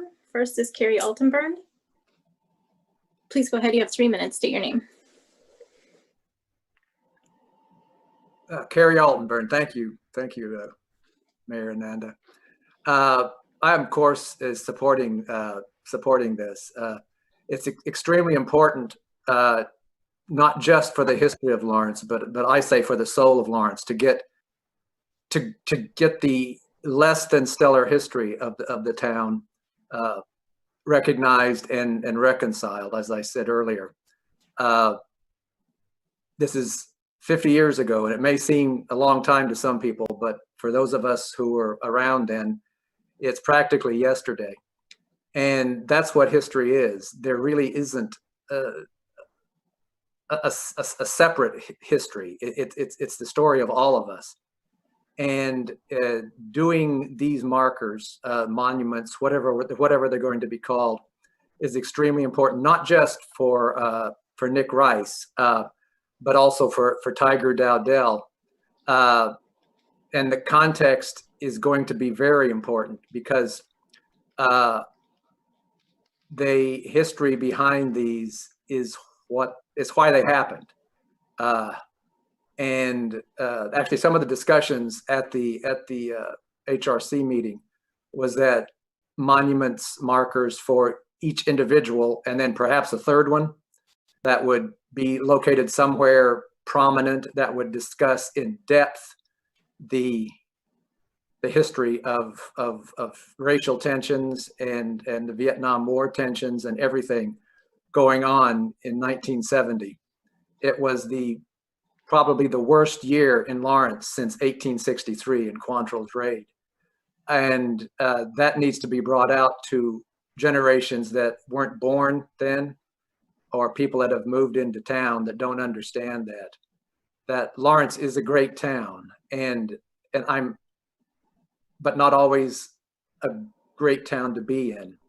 And for years, well, many times I have been ashamed of my native town, but things are changing with the approval of the lynching memorial, and now working towards getting these markers and addressed and the truth to come out. I'm proud that Lawrence is doing this now. Better late than never. And there were other stories that need to be brought out too. And that's what the Historic Resources Commission and that subcommittee will be able to do. So I heartily recommend that you pass all of these. Thank you. Anna, thank you very much. Next we have Stephen Watts. You have 3 minutes. Please state your name. Stephen Watts. I'm excited that these monuments, but they're not really monuments, they're reminders of what went wrong in Lawrence and what we allowed to happen. More importantly, however, I'm concerned, to begin with, my access to being able to chat was taken away. Right at the last minute here, Porter R. Neal says, oh, I did that, after I sent him all kinds of notices saying, hello. Ms. Mayor Ananda, please speak to the item on the agenda. Why don't you sit down, lady? All right. Why are we avoiding the history of the plunge? You're going to talk about the swimming pool that was built in 1968, 1970, and not go over what led up to it? You're going to put porters out there. You're going to put signs saying, we hanged some black guys over here on the bridge. Why don't you want to celebrate what we really did? My family belonged to that club. Anybody else got anybody in the woodshed that belonged out there? My grandmother could not explain to me why I could not bring in my buddies, these black guys that I knew. This is the history of Lawrence that you need to start talking about, and not this sanitized bullshit that you keep going. And I don't know who iPad number 2 is, but it sure would be nice to have a name. Does iPad number 2 want to police Mr. Watts, please direct people to death? Please direct your comments to the committee. Okay. Yeah. When are you going to do something, Ms. Ananda, instead of sit there and talk? June 9th is when you promise bold changes. There ain't no bold changes in this town. Go fuck yourself. Now I'm going to sit down and be quiet. The third item, or the third individual who signed up for public comment, is Denny Johnson. Please state your name and go ahead. You have 3 minutes. Yeah, you have to bear with me because I get a little emotional about this. Please recognize the fact that Rick Dowdell was armed, wore a shoulder holster, and had a very visible pistol. This was a violent time, and considerable property was damaged. Streetlights were shot out, and during this time, that very day, my mother was shot, wounded. Officer Williams, Skinny Williams, was shot twice. And I question some of the comments that I've heard. Ricky Dowdell was evading the police, both by vehicle and by foot. He ran down the alley, he fired 2 shots towards the officer fired a shot. I question the word killed, and he was an officer of the law trying to settle down a very volatile issue. I do not understand how today we are taking down statues of our history, but yet now we're talking about putting up more memorials to only remind us of the fact that it was a dark period of time for Lawrence, Kansas. I want you to understand that I was there. I'm not talking about something that I don't know about because I was there. I lived it. I lived at 416 East 9th. My mother ran a grocery store there for 40 years. She did not know the difference between a Hispanic, colored, white, child, or other. She treated everybody fairly, yet she got shot for this. I have lived in Douglas County all my life, 80 years. I went to New York school for my entire education. I had 2 boys that I was determined would go to New York school. I got a call at work. I had to go over and take my 2 boys out of school. The school was in chaos. Protesters were running up and down the hall, threatening everybody. To get my youngest boy out of there, I had to literally force our way out of school. I only hope that you understand that what has been said tonight is not exactly the truth. I was there. I know what happened. And I only hope that you take time to interview some people if you're going to do this to get the story right. Thank you, Mr. Johnson.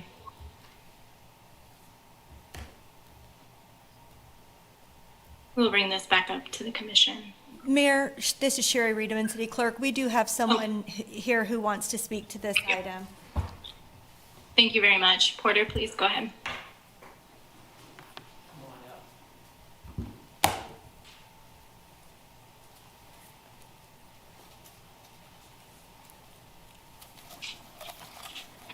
Hello, my name is Ron Dahlquist. I used to be a police officer in Lawrence, Kansas during the riots in 69, 70. I started my law enforcement career. I've been in law enforcement for 51 years.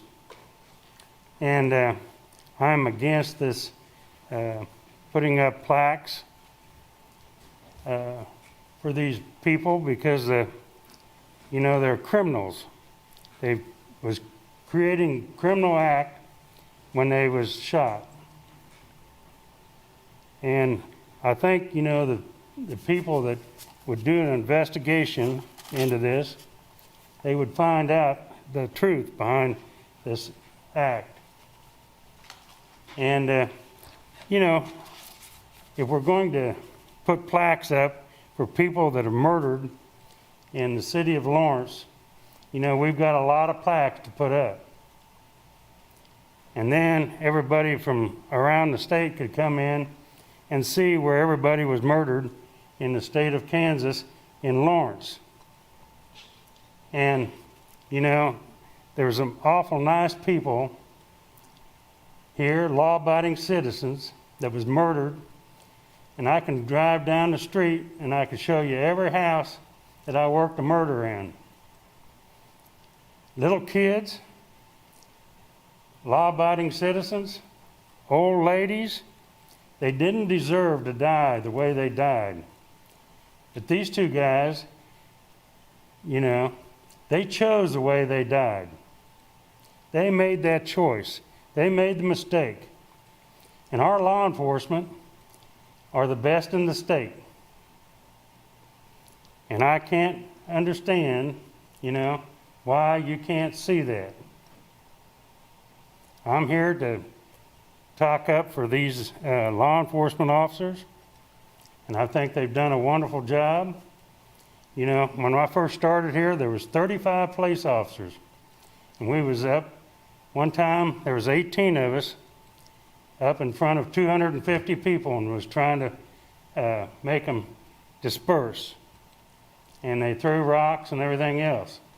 When Nick Rice got shot, there was also a kid, another KU student that was wounded. My twin brother, they threw a concrete block up over a chunk of it, up over, broke his visor on his helmet, and put 3 to 4 stitches right there on the soft part of his eye. You know, he didn't get a plaque. We've had police officers that have been shot in this town, and with you not putting plaques up for them. Mayor?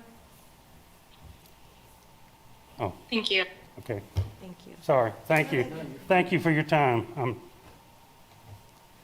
This is Mayor Ananda. We will bring it back up to the commission now.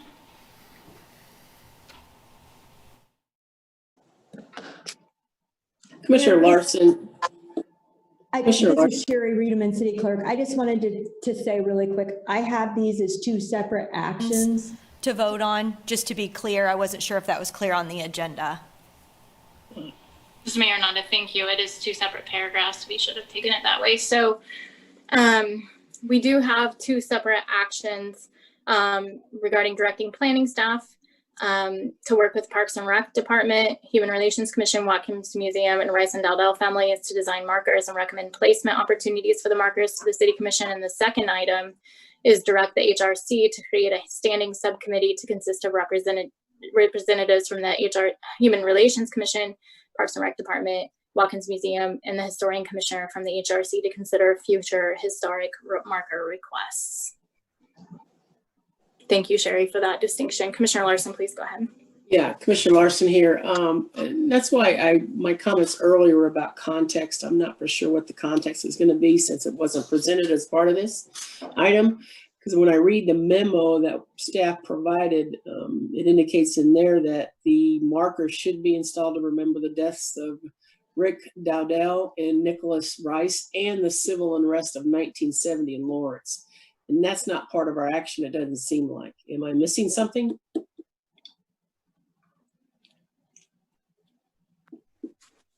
This is Mayor Ananda. Lynn, maybe you could address that? Or Lynn staff? Braddock-Zollner, Historic Resources Administrator. I think the hope was that the context that was proposed to go with markers would include information that talks more about the civil unrest of 1970. Commissioner Larson, but you can see that's not part of our action. Or am I reading it wrong? This is Mayor Ananda. I guess that I took from the conversation that we would be talking about the context potential with those markers around the broader social context. And I think Vice Mayor Finkeldei brought up that, you know, as he's traveled around, he's seen 3 plaques worth of information in some places and barely a sentence in others, and that would be part of their discussion. But is that going to be, Commissioner Larson, is that going to be part of the plaque or plaques or whatever it is that they decide to do? Is that information going to be provided, that context? I think that is going to be really important, that there are a lot of parties to this whole situation in the 1970s. And so I think it's important that all sides are told, or at least an opportunity to somehow recognize that the civil unrest, there's many sides to that story. And so that's what I would like to know. Is that going to be part of those plaques? Lynn Braddock Zollner, Historic Resources Administrator. I think that is the intent, is to tell all sides of that story, so that it's a nonpartisan, and very transparent of what the plaques would say. Sometimes the best way to do that is in more of like the markers that you see at Burrs Creek Trail that have sufficient space to actually give that context and give it holistically.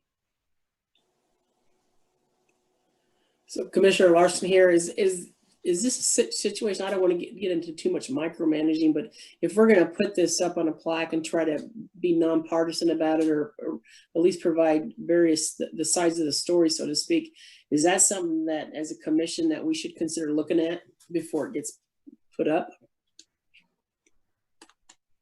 Lynn Braddock Zollner, Historic Resources Administrator. I think the idea was to have this one group come together with text, probable text, and locations for the marker, and then the city commission would be the one to look at the final text and placement of the markers. Commissioner Larson, thank you. That clarifies that for me, Lynn. Thank you.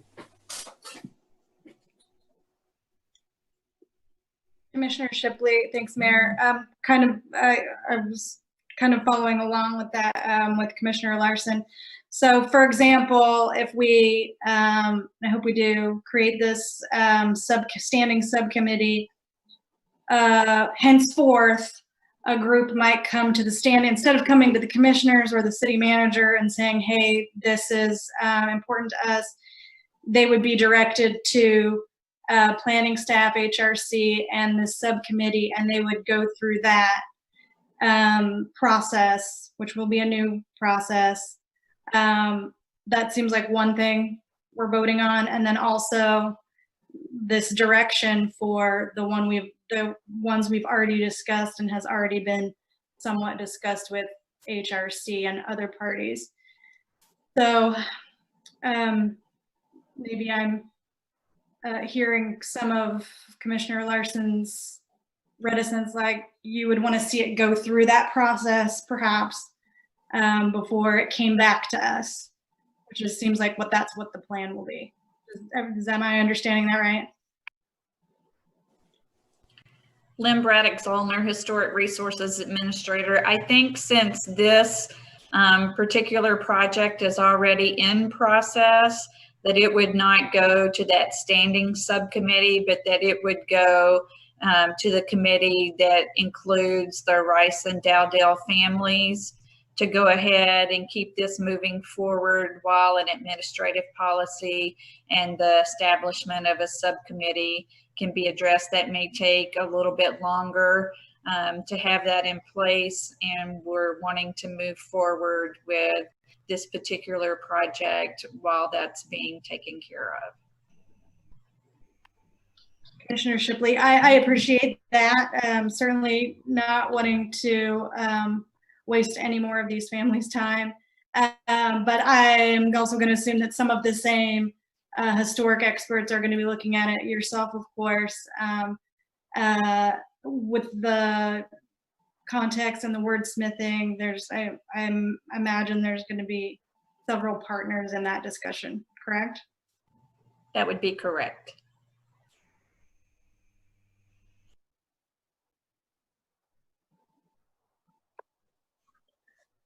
This is Mayor Ananda. I think that it bears addressing some of the comments that we heard, just because it's important to me. I think that it's important to acknowledge that committing a crime is not a death sentence, particularly if you haven't gone through the criminal justice process. And I think that putting our racist history at the forefront is particularly salient at the moment in the conversations that we're having. We, in the last 3 months even, but I would say for much, much longer than that, have seen abhorrent behavior against Black men and women for a very long time. And very rarely do we address that. In fact, we celebrate those who have owned human beings much longer than we have brought to light the history that we've perpetuated for the last 300 years. So I know that we don't generally address public comments, but those were important to me to speak to. And I think that this process that is being proposed will be important as we move forward. I think that having an inventory of our existing plaques, monuments, etc., is also important. I think that if folks are interested in engaging in this process, and we've heard from more than a few folks who feel like there are others in this community who should be commemorated, having a process to which they can access is also important so that those can be pursued in our community.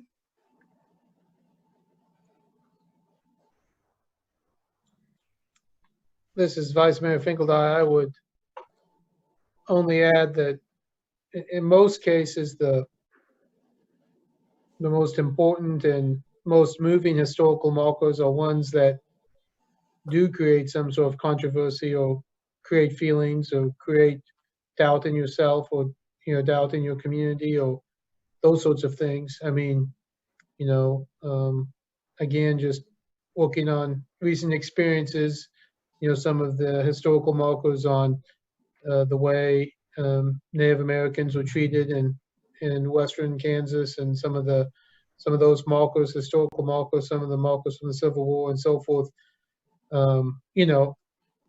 were a lot more moving, created conversation within our family, much more so than, this rock was, 2,000 years old, which is interesting in its history, but it's not the same type of history. So I recognize that these sorts of things, historical markers, can generate strong feelings in individuals. And indeed, I think that's part of the purpose of them, is to start that conversation in a way that we can have a conversation and have discussion and reflection. So certainly I think the historical context is important. You need to tell the whole story for that full discussion to be had. But I do think it's an important discussion to have, and an important recognition in our community, and recognize that it will create some discomfort in folks, but I think doing so is an important part of the process. This is Mayor Ananda. I'm guessing Commissioner Larson would feel differently about that 2,000-year-old rock.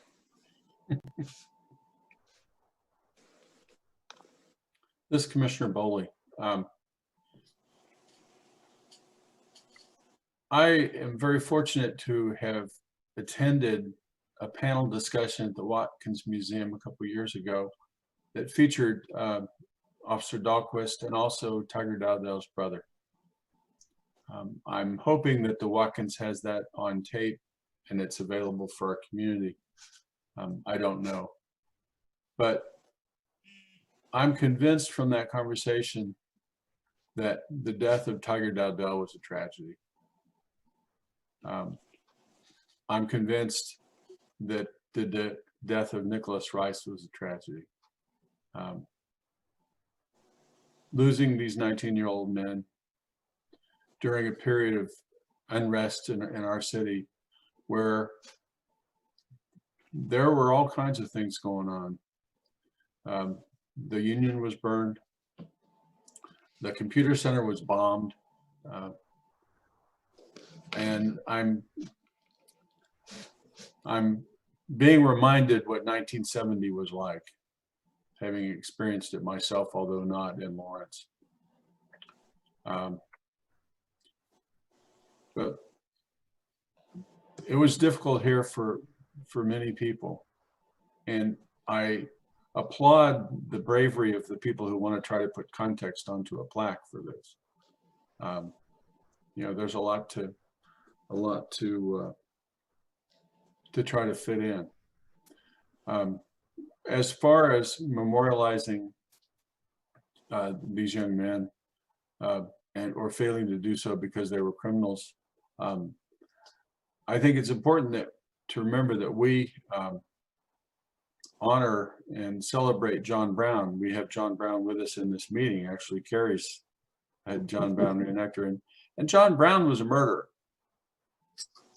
I mean, he murdered some people, but we celebrate him. And as I say, I think context is very important for this, and it's important to remember that we had difficult times in this town, and that we want to do better for our whole community.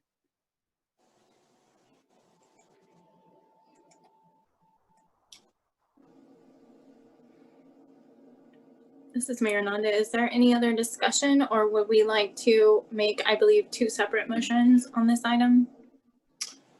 Commissioner Larson here, I would like the commission to consider adding to that first paragraph on the action something in regard that the plaques will include information about just the general civil unrest in 1970, given that that was part of the staff memo. I would prefer it to be added to the action too.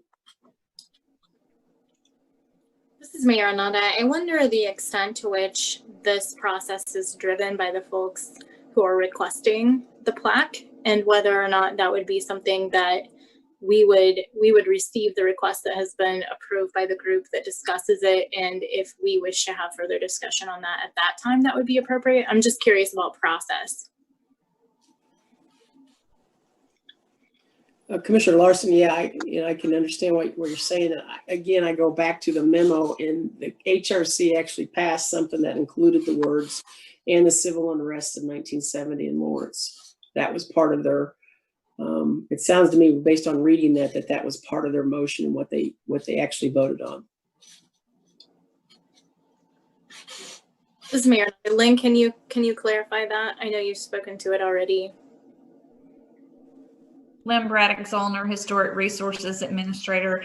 I do think that was the intent of the Historic Resources Commission, and I think that is fine to add it to the motion, because that is what we hope to come out of this process.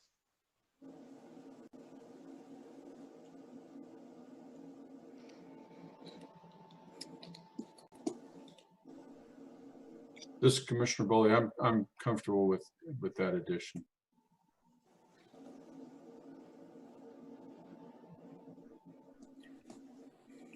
This is Mayor Ananda. I don't feel fully comfortable with that addition. Again, related to the process piece, and also, I heard the words nonpartisan, and I heard the words all sides of this.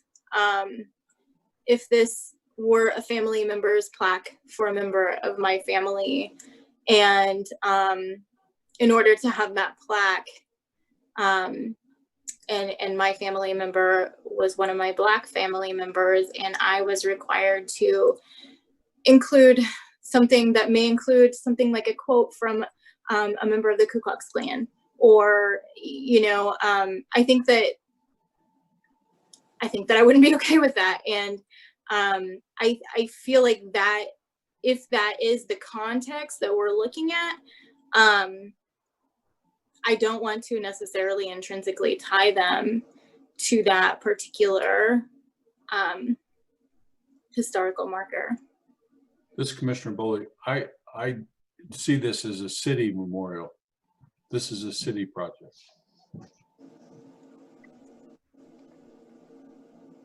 This is Mayor Ananda. I guess that's why I see that at that point, when it comes to the commission, our opportunity to speak to that.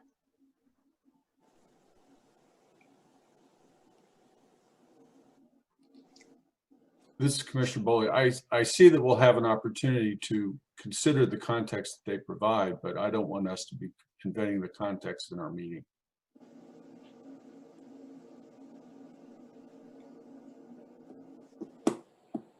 Mayor, Commissioner Shipley, I might be agreeing with you. I feel like, as I was saying, had this come to this new process, which again won't be set up, what we would have done is trusted that process and trust that subcommittee, trust the historians, trust the partners to come to us with an appropriate product.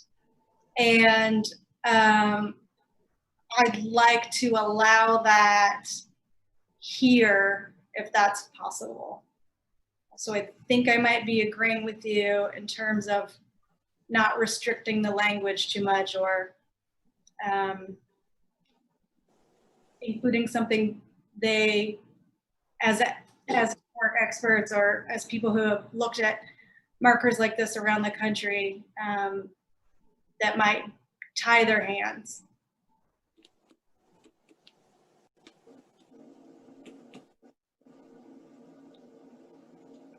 Commissioner Larson here, I would go back to what Lynn said in that regarding the addition of the civil unrest of 1970 in Lawrence, she had I think she indicated, you can correct me if I'm wrong, Lynn, that was their intent, was to have that type of information as part of this process.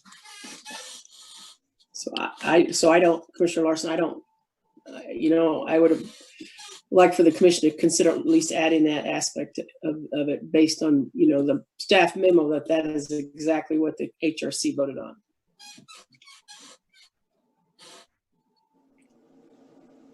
This is Mayor Ananda. I would say in our action,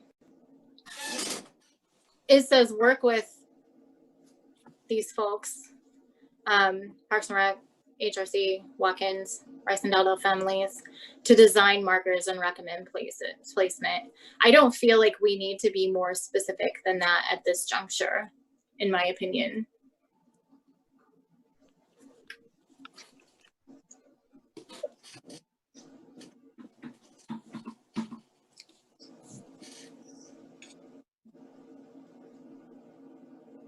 This is Vice Mayor Finkelstein, I guess. I mean, the way I'm hearing it is whether or not we put it in there or not, it's going to be considered by HOC. So, I mean, I can go either way. I think we're going to get to the same spot here. So, I'm fine either way, because I think we're going to get there. It's going to be considered. It's going to be brought back to us. It's going to be in there. I mean, it's going to be discussed by HOC. That's what the memo said. That's what Lynn has said. So I think we get to the same point either way. So I'm fine moving ahead.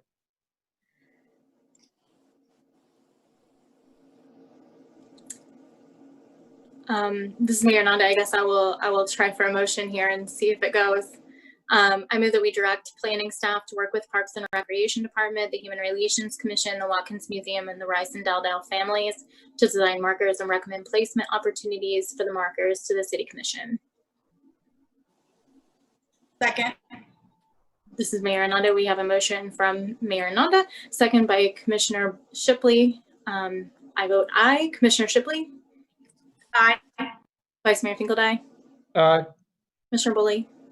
Aye. Commissioner Larson? Aye. Passes unanimously. Do we want to have more discussion around the second item, the subcommittee piece of this? This is Vice Mayor Finkel. I'd only say that we talked around and around about this a little bit at our meeting, and I was happy to see a good resolution recommended by the HRC to bring these different commissions together. We weren't sure who to send it to or how to send it or have multiple commissions. And I thought this was a good recommendation that gets us to a good place where we have representation from those committees, but HRC is the recommending body. So I appreciate that work and recommendation from the HRC. This Commissioner Bowley, the way I read this, it's limited to considering future historic marker requests. I really believe we need to do an inventory. and look at what we have existing. So I don't want to limit them to future requests only. Mayor, Commissioner Shipley, that might be a big undertaking, and I don't know that HRC staff has the time for that. I think what we should look for is look to our partners to help us do that, possibly with volunteer time. So, I mean, I was with you and I was keeping an eye on that, and I wanted to make that recommendation. I'm not sure that it goes here if we throw it just as a staff recommendation that we do want a inventory of markers.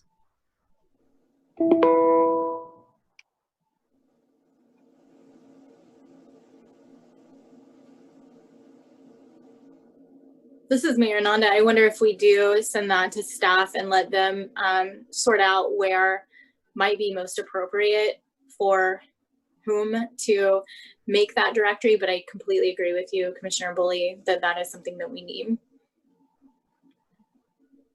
This is Vice Mayor Finkeldine again. I would agree this time with Commissioner Bully to strike the word future out of this, but know that staff, as with any of the commissions, has to balance the workload with what comes before it. And Lynn talked earlier about how they'd like to do that. But again, there's lots of things I'm sure Lynn would like to do that she could only do so much of. So I trust the staff, but I do think, we want this committee to be able to do both. So I'd support that change Commissioner Bully suggested. I appreciate Commissioner Bully. I appreciate that. And I guess I see this as part of the larger conversation about a history that we're in the process of reevaluating. I think it's very important for us to reevaluate the stories that we're used to hearing and seek out stories that we may not have heard. So, I think this is very important for a community, not just historical markers.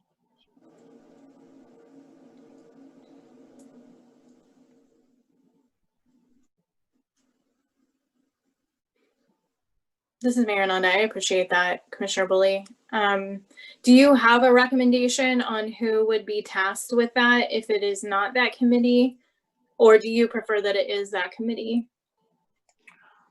This is Commissioner Bully. I didn't want to limit them to only future requests. I'm not saying they have the resources to do it, but if they are able to do it, then I don't want to limit them. That's my point. Mayor Ananda, thank you for that clarification. Would you like to make the motion? You don't have to. This Commissioner Bully, I'll give it a try. I move that we direct the Historic Resources Commission to create a standing subcommittee to consist of representatives from the Human Relations Commission, Parks and Recreation Department, the Watkins Museum, and the Historian Commissioner of the HRC to consider historic markers. Vice Mayor Finkeldine, I second. Mayor Ananda, we have a motion from Commissioner Bully, a second from Vice Mayor Finkeldine. Commissioner Bully? Aye. Vice Mayor Finkeldine? Aye. Commissioner Larson? Aye. Commissioner Shipley? Aye. Mayor Ananda, aye. That passes unanimously. Thank you all for your work on this. We really appreciate it, you bringing that back to us. Item 4, hold a public hearing for consideration of placing the structure located at 715 New York Street on the Lawrence Register of Historic Places, L19-573, nominated by David and Stacy Lambertson, property owners of record, adopt on first reading ordinance 9785, and we will need to disclose ex parte communication. I do not have any ex parte communication on this item. This is Commissioner Bully, I have no ex parte. Commissioner Larson, I have none. Vice Mayor Finkeldine, I have had none. Commissioner Shipley, I have none. Okay, so we will go ahead with this item and then we'll open the public hearing. Lynn Braddock Zollner, Historic Resources Administrator for the city. A landmark application for 715 New York Street was submitted to the planning office on November 18th, 2019. The Historic Resources Commission reviewed the application at its meeting on April 16th, 2020. 715 New York Street was constructed in 1883 by David Evans, who arrived in Lawrence in 1857. This vernacular 2-story, 5-bay, central hall, balloon frame, 4/4 house with a hip roof is relatively uncommon in Lawrence, and the structure has good integrity. This property is located in the area identified in Living in East Lawrence, an essay from multiple listings nomination. This context document studies the architectural trends of East Lawrence and identifies different vernacular structure types. It also documents the social and economic trends of the area. The structure at 715 New York Street follows the documented trends identified in the context. After a public hearing and deliberation, the HRC found that 715 New York Street meets criteria 1 and 4 of Chapter 22, Section 22403A of the City Code for listing a property in the Lawrence Register of Historic Places. Criteria 1 is its character, interest, or value as part of the development, heritage, or cultural characteristics of the community, county, state, or nation. And criteria 4 is its embodiment of distinguishing characteristics of an architectural style valuable for the study of a period, type, method of construction, or use of indigenous materials.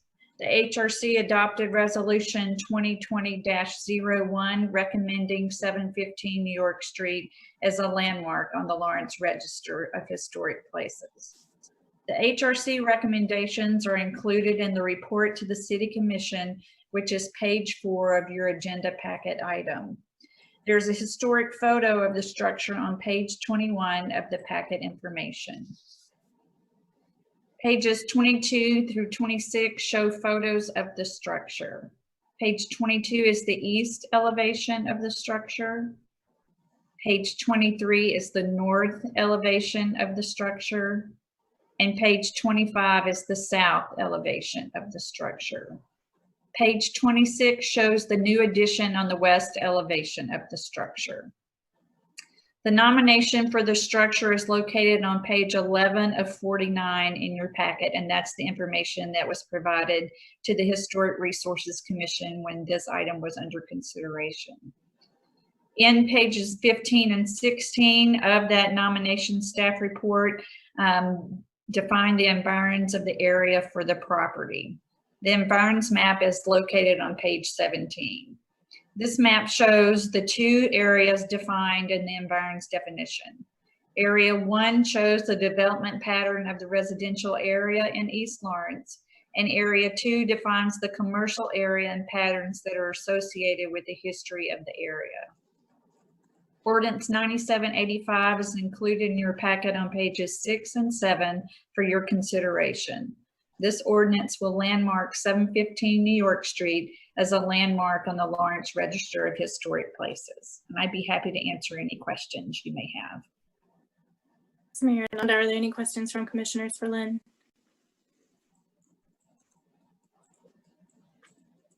Will we also be hearing from the applicants prior to the hearing? Lynn Braddock Zollner, Historic Resources Administrator. They are on the call if they wish to speak. Ms. Mayor, you may go ahead. We're here if you want to speak to us. Thank you. We're very proud to live in this house. All right, if we have any questions for you. Anybody have any questions at this point? We will go ahead and open the public hearing on this item. Do we have a motion? This is Commissioner Bully. I move we open the public hearing. Vice Mayor Finkeldine, I second. This is Mayor Ananda. We have a motion from Commissioner Bully, a second from Vice Mayor Finkeldine. Commissioner Bully? Aye. Vice Mayor Finkeldine? Aye. Commissioner Larson? Aye. Commissioner Shipley? Aye. Mayor Ananda, aye. That passes unanimously. Public hearing is now open. We had no one signed up for public comment on this item. Is there anyone present in the City Commission room who wishes to give public comment on this item, Porter? No, Mayor. Okay.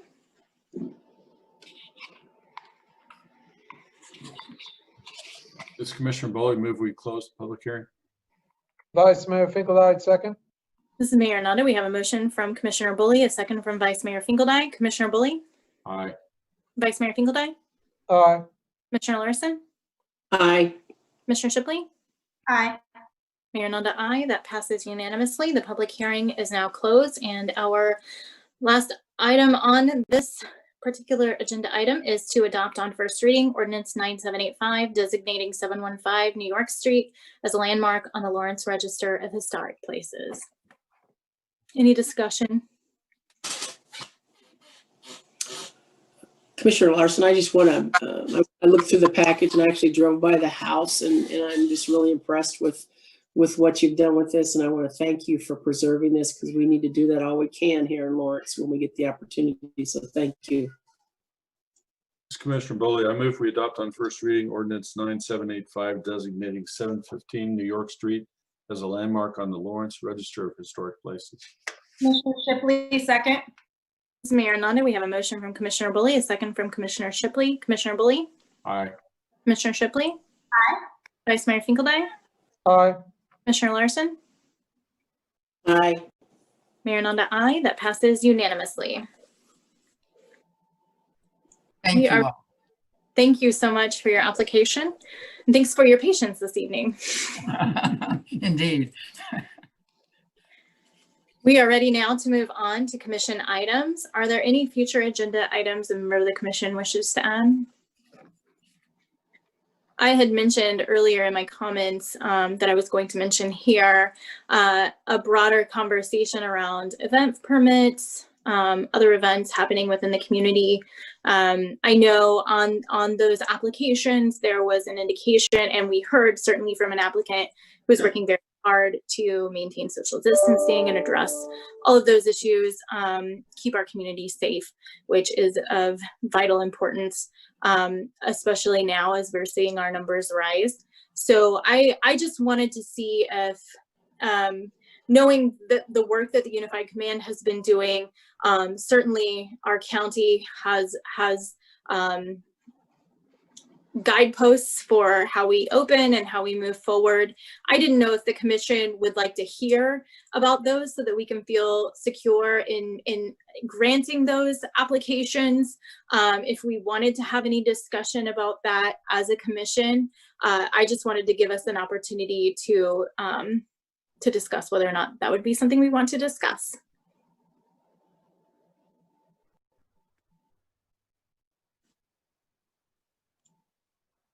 Mayor, this is Commissioner Shipley. I think overall in the community, I think we're all hearing a lot of concerns, not just about individual events, but about behavior downtown, behavior at parties. And I would like to hear us be maybe a little more clear about that. I'm going to go ahead and bring up an example. I was also going to bring this up. I was asking about the follow-up on having signs downtown that tell people to wear their masks and social distance. It's been a couple months, it's been 3 months. And so as I understand it, DLI is working to get funding to do that. We're the city, we can make we can make those signs. We could maybe be a little more proactive about that. I think there's a lot of concerns that I'm hearing from people generally, and I, like you, wanted to hear kind of what other commissioners were feeling about this.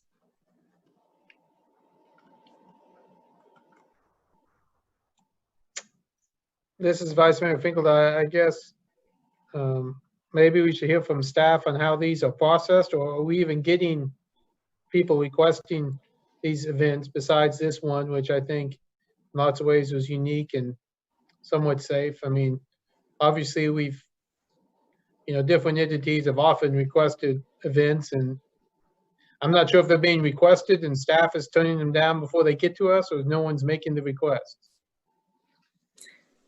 This is Mayor Ananda. Vice Mayor, are you asking staff to kind of report on this now, or is this something that you would be interested in bringing back to the commission? Well, I guess my question is just, if no one's making the request, I'm not sure we need to talk about it, is my thought. Or if there's a lot of requests that are being handled in the background, maybe it is something we need to discuss. That's what I was asking. Thank you for your clarification. Jeff Crick, Planning and Development Services Director. I can provide a little bit of insight from what we're seeing through our department in our special event permitting process. I think since March, I think we've only had one that has been submitted. We've really had a tailing off of our normal special event processes. We have seen some come forward for restaurants looking to do outdoor dining and trying to do some differences in the way that businesses operate, but a special event like a festival or a outdoor gathering like that has been very rare to date for PDS. Commissioner Shipley, I'm sorry, I don't see Parks and Rec here anymore, but I got the impression that they had some requests for tournaments and things like that they discouraged or turned away, and I feel like they're not here, and so it's not fair to say. But I want to hear from them, for example, about the accuracy or the number of things they're hearing or being asked to do that include large numbers of people. This Commissioner Bowley, I think the juxtaposition of that issue, Commissioner Shipley, is very significant because there has been, some concern on the part of hotel operators about cancellation of events by Parks and Rec. So as we're allowing one, I think we need to have some clarity with the folks who are in the hotel business about what's going on with Parks and Rec. So we need to stress safety. I'm not trying to second guess Parks and Rec, but I think it could look interesting to some of the hotels about what we're doing with our event outside. City Manager Craig Owens, if I may, indeed, you're all identifying questions and concerns that are being raised and that are being discussed at the Unified Command, and a lot of the reason why we're coordinating with our these various community entities, the universities, and the school district, is because these are similar events and they should be handled in a similar way. And that's the approach that we're taking. And I would say, announcements even this week from some of our partners, the University of Kansas, as well as our school district, indicate that they are trying to make decisions and then staying tuned into how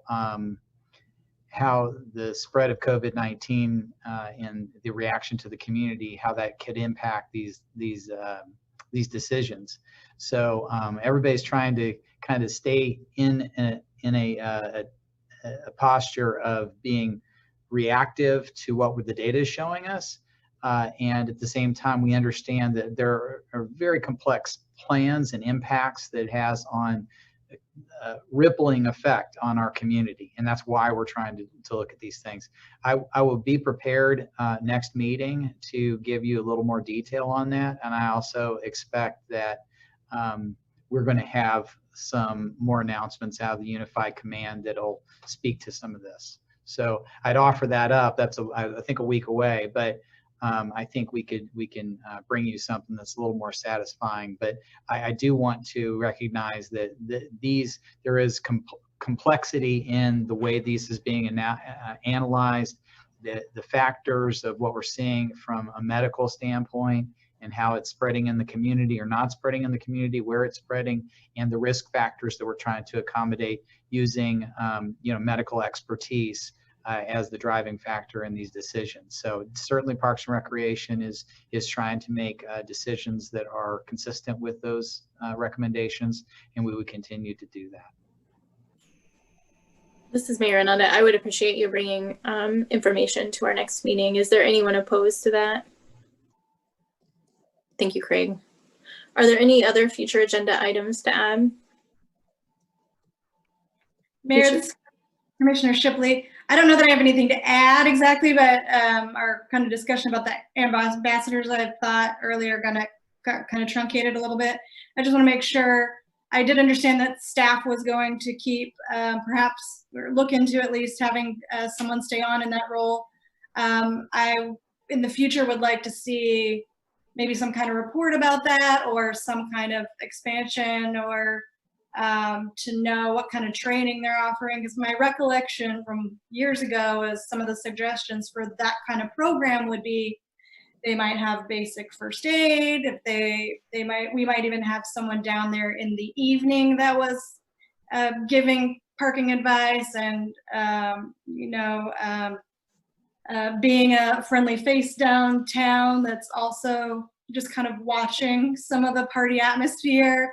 And those are things that I was also interested in that as a program. And, it might be something that expands over the years, but I didn't want that to kind of fall off the radar, because as a lot of people said, it could be has been valuable, but it could also expand into something even after hours, or kind of visitors that are welcomed at all times a day. So I just wanted to put that out there.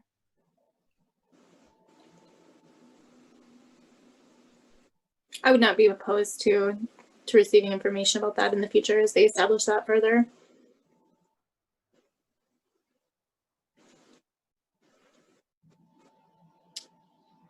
Hearing no opposition. Are there future work session items to add? Any other items? Okay, we'll move on to the city manager's report.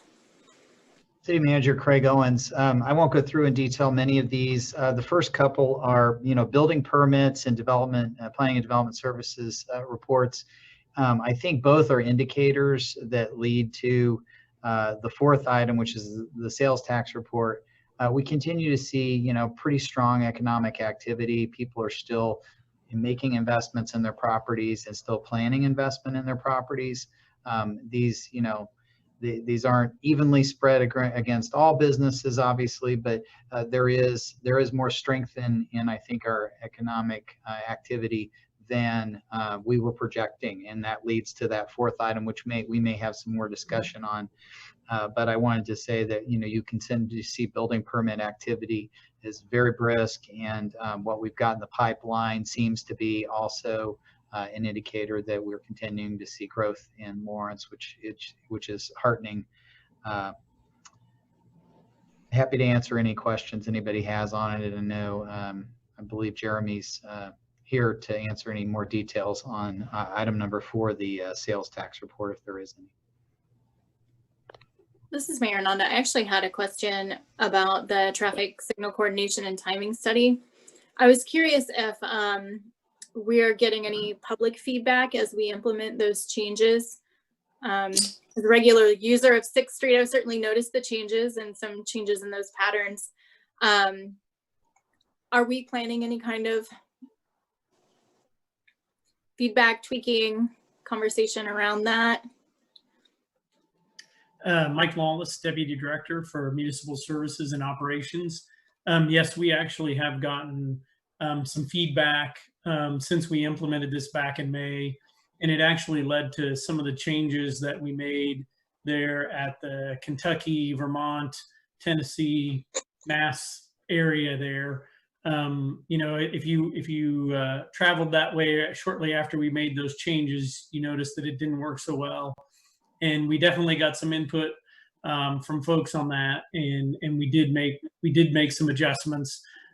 We think there's a few other areas where we might need some tweaks, and I also believe that on our final report there will be some recommendations about changes that we can make at some of the other intersections to the physical signals at the intersections that would allow us to implement even further changes to make some more improvements. It's just physically the way the poles are or the length of the mast arms don't allow for some of the turn signals that we would need to make those adjustments. And so we'll take a look at that kind of in the overall context of the 3 corridors that we're studying.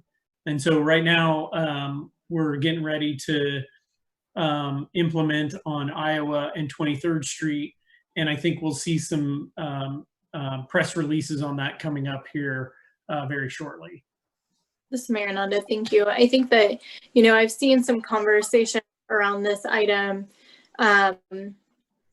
where, if you hit 30, 32 on Kentucky or Tennessee, you can hit all green lights. And going down 6th Street, that's not always the case.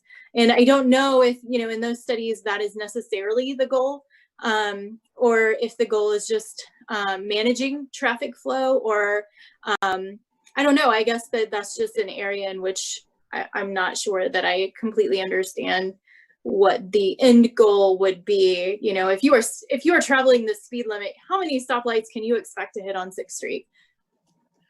Mike Lawless, Deputy Director for Municipal Services and Operations. Ideally, that's what we would like to have, but in reality, it's not going to happen.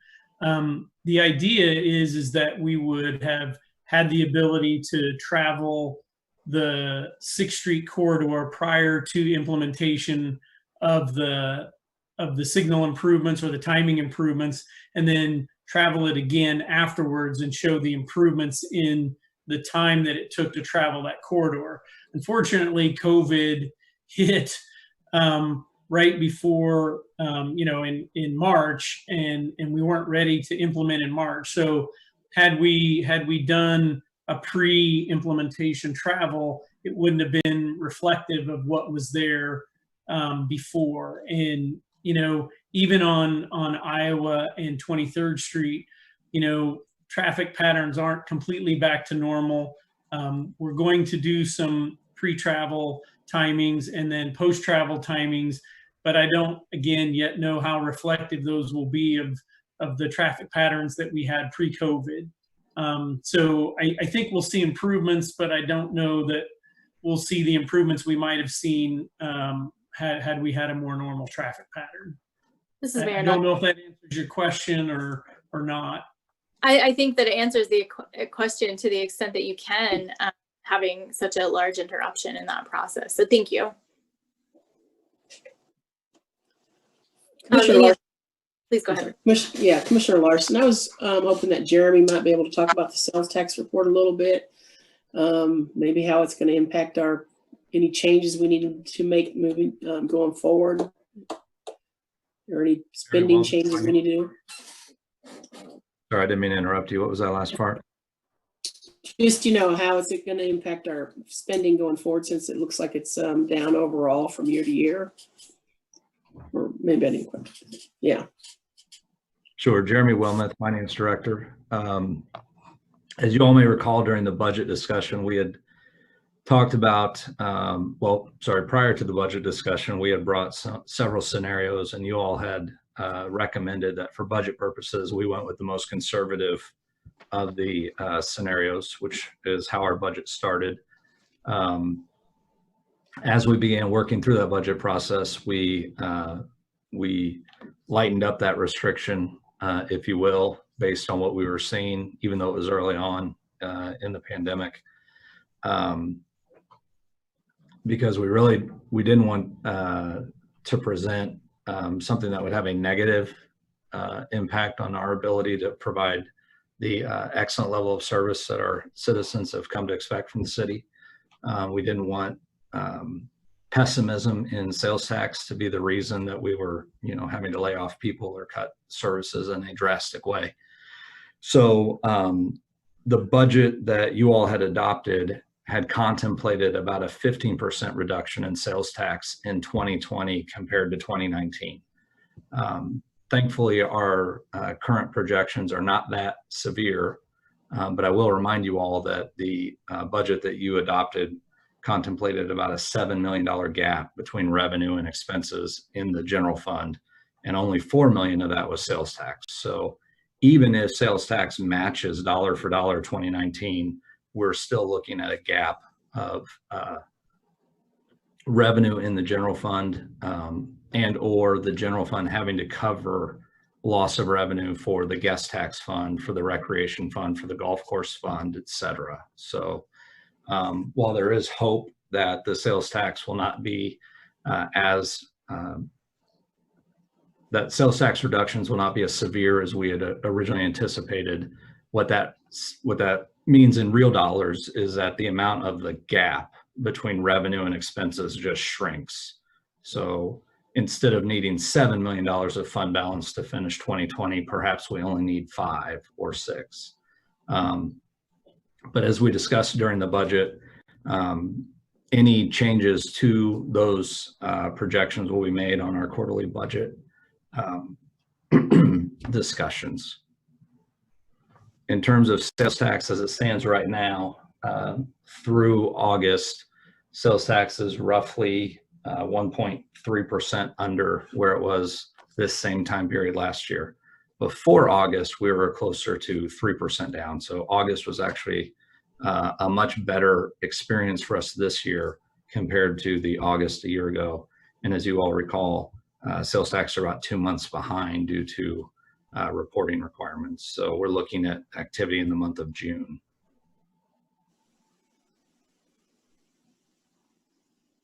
Commissioner Larson, thank you, Jeremy. And any other questions before we get a public comment on this item? One individual signed up for public comment on this item. Steve Watts, you have 3 minutes. Please state your name.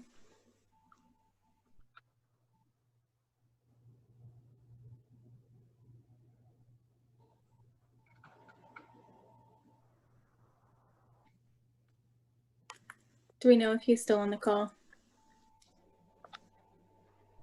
Mayor, this is Sherri Reidemann, City Clerk.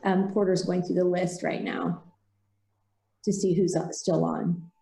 I don't believe he's still on.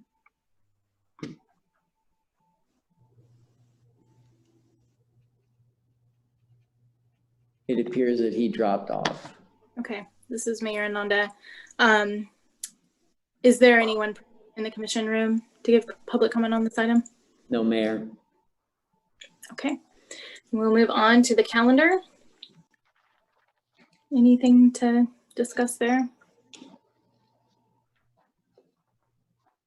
All right. So our next item is consider approving a motion to recess into executive session.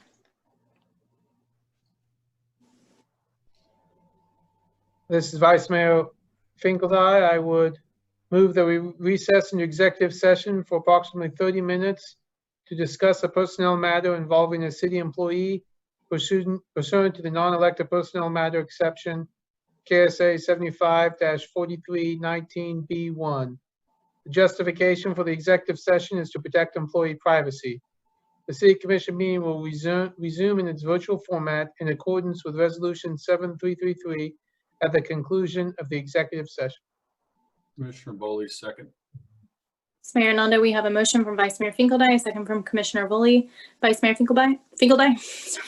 Aye. Commissioner Boley? Aye. Commissioner Larson? Aye. Commissioner Shipley? Aye.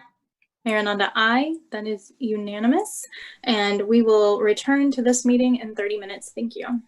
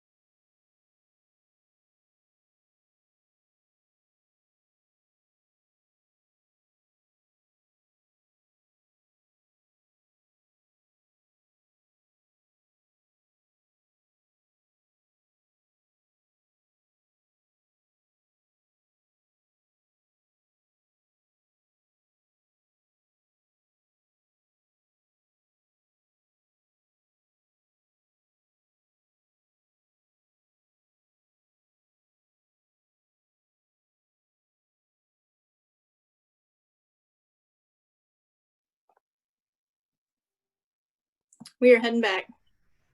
Okay. Kurt, you ready? Yes. Give it just a minute.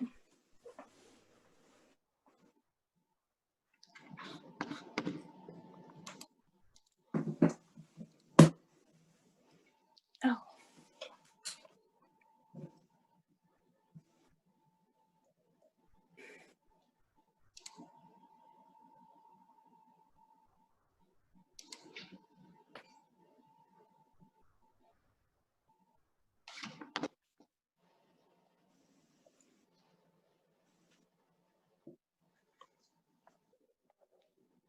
I don't see. Oh, I see Commissioner Larson. She just doesn't have video up yet.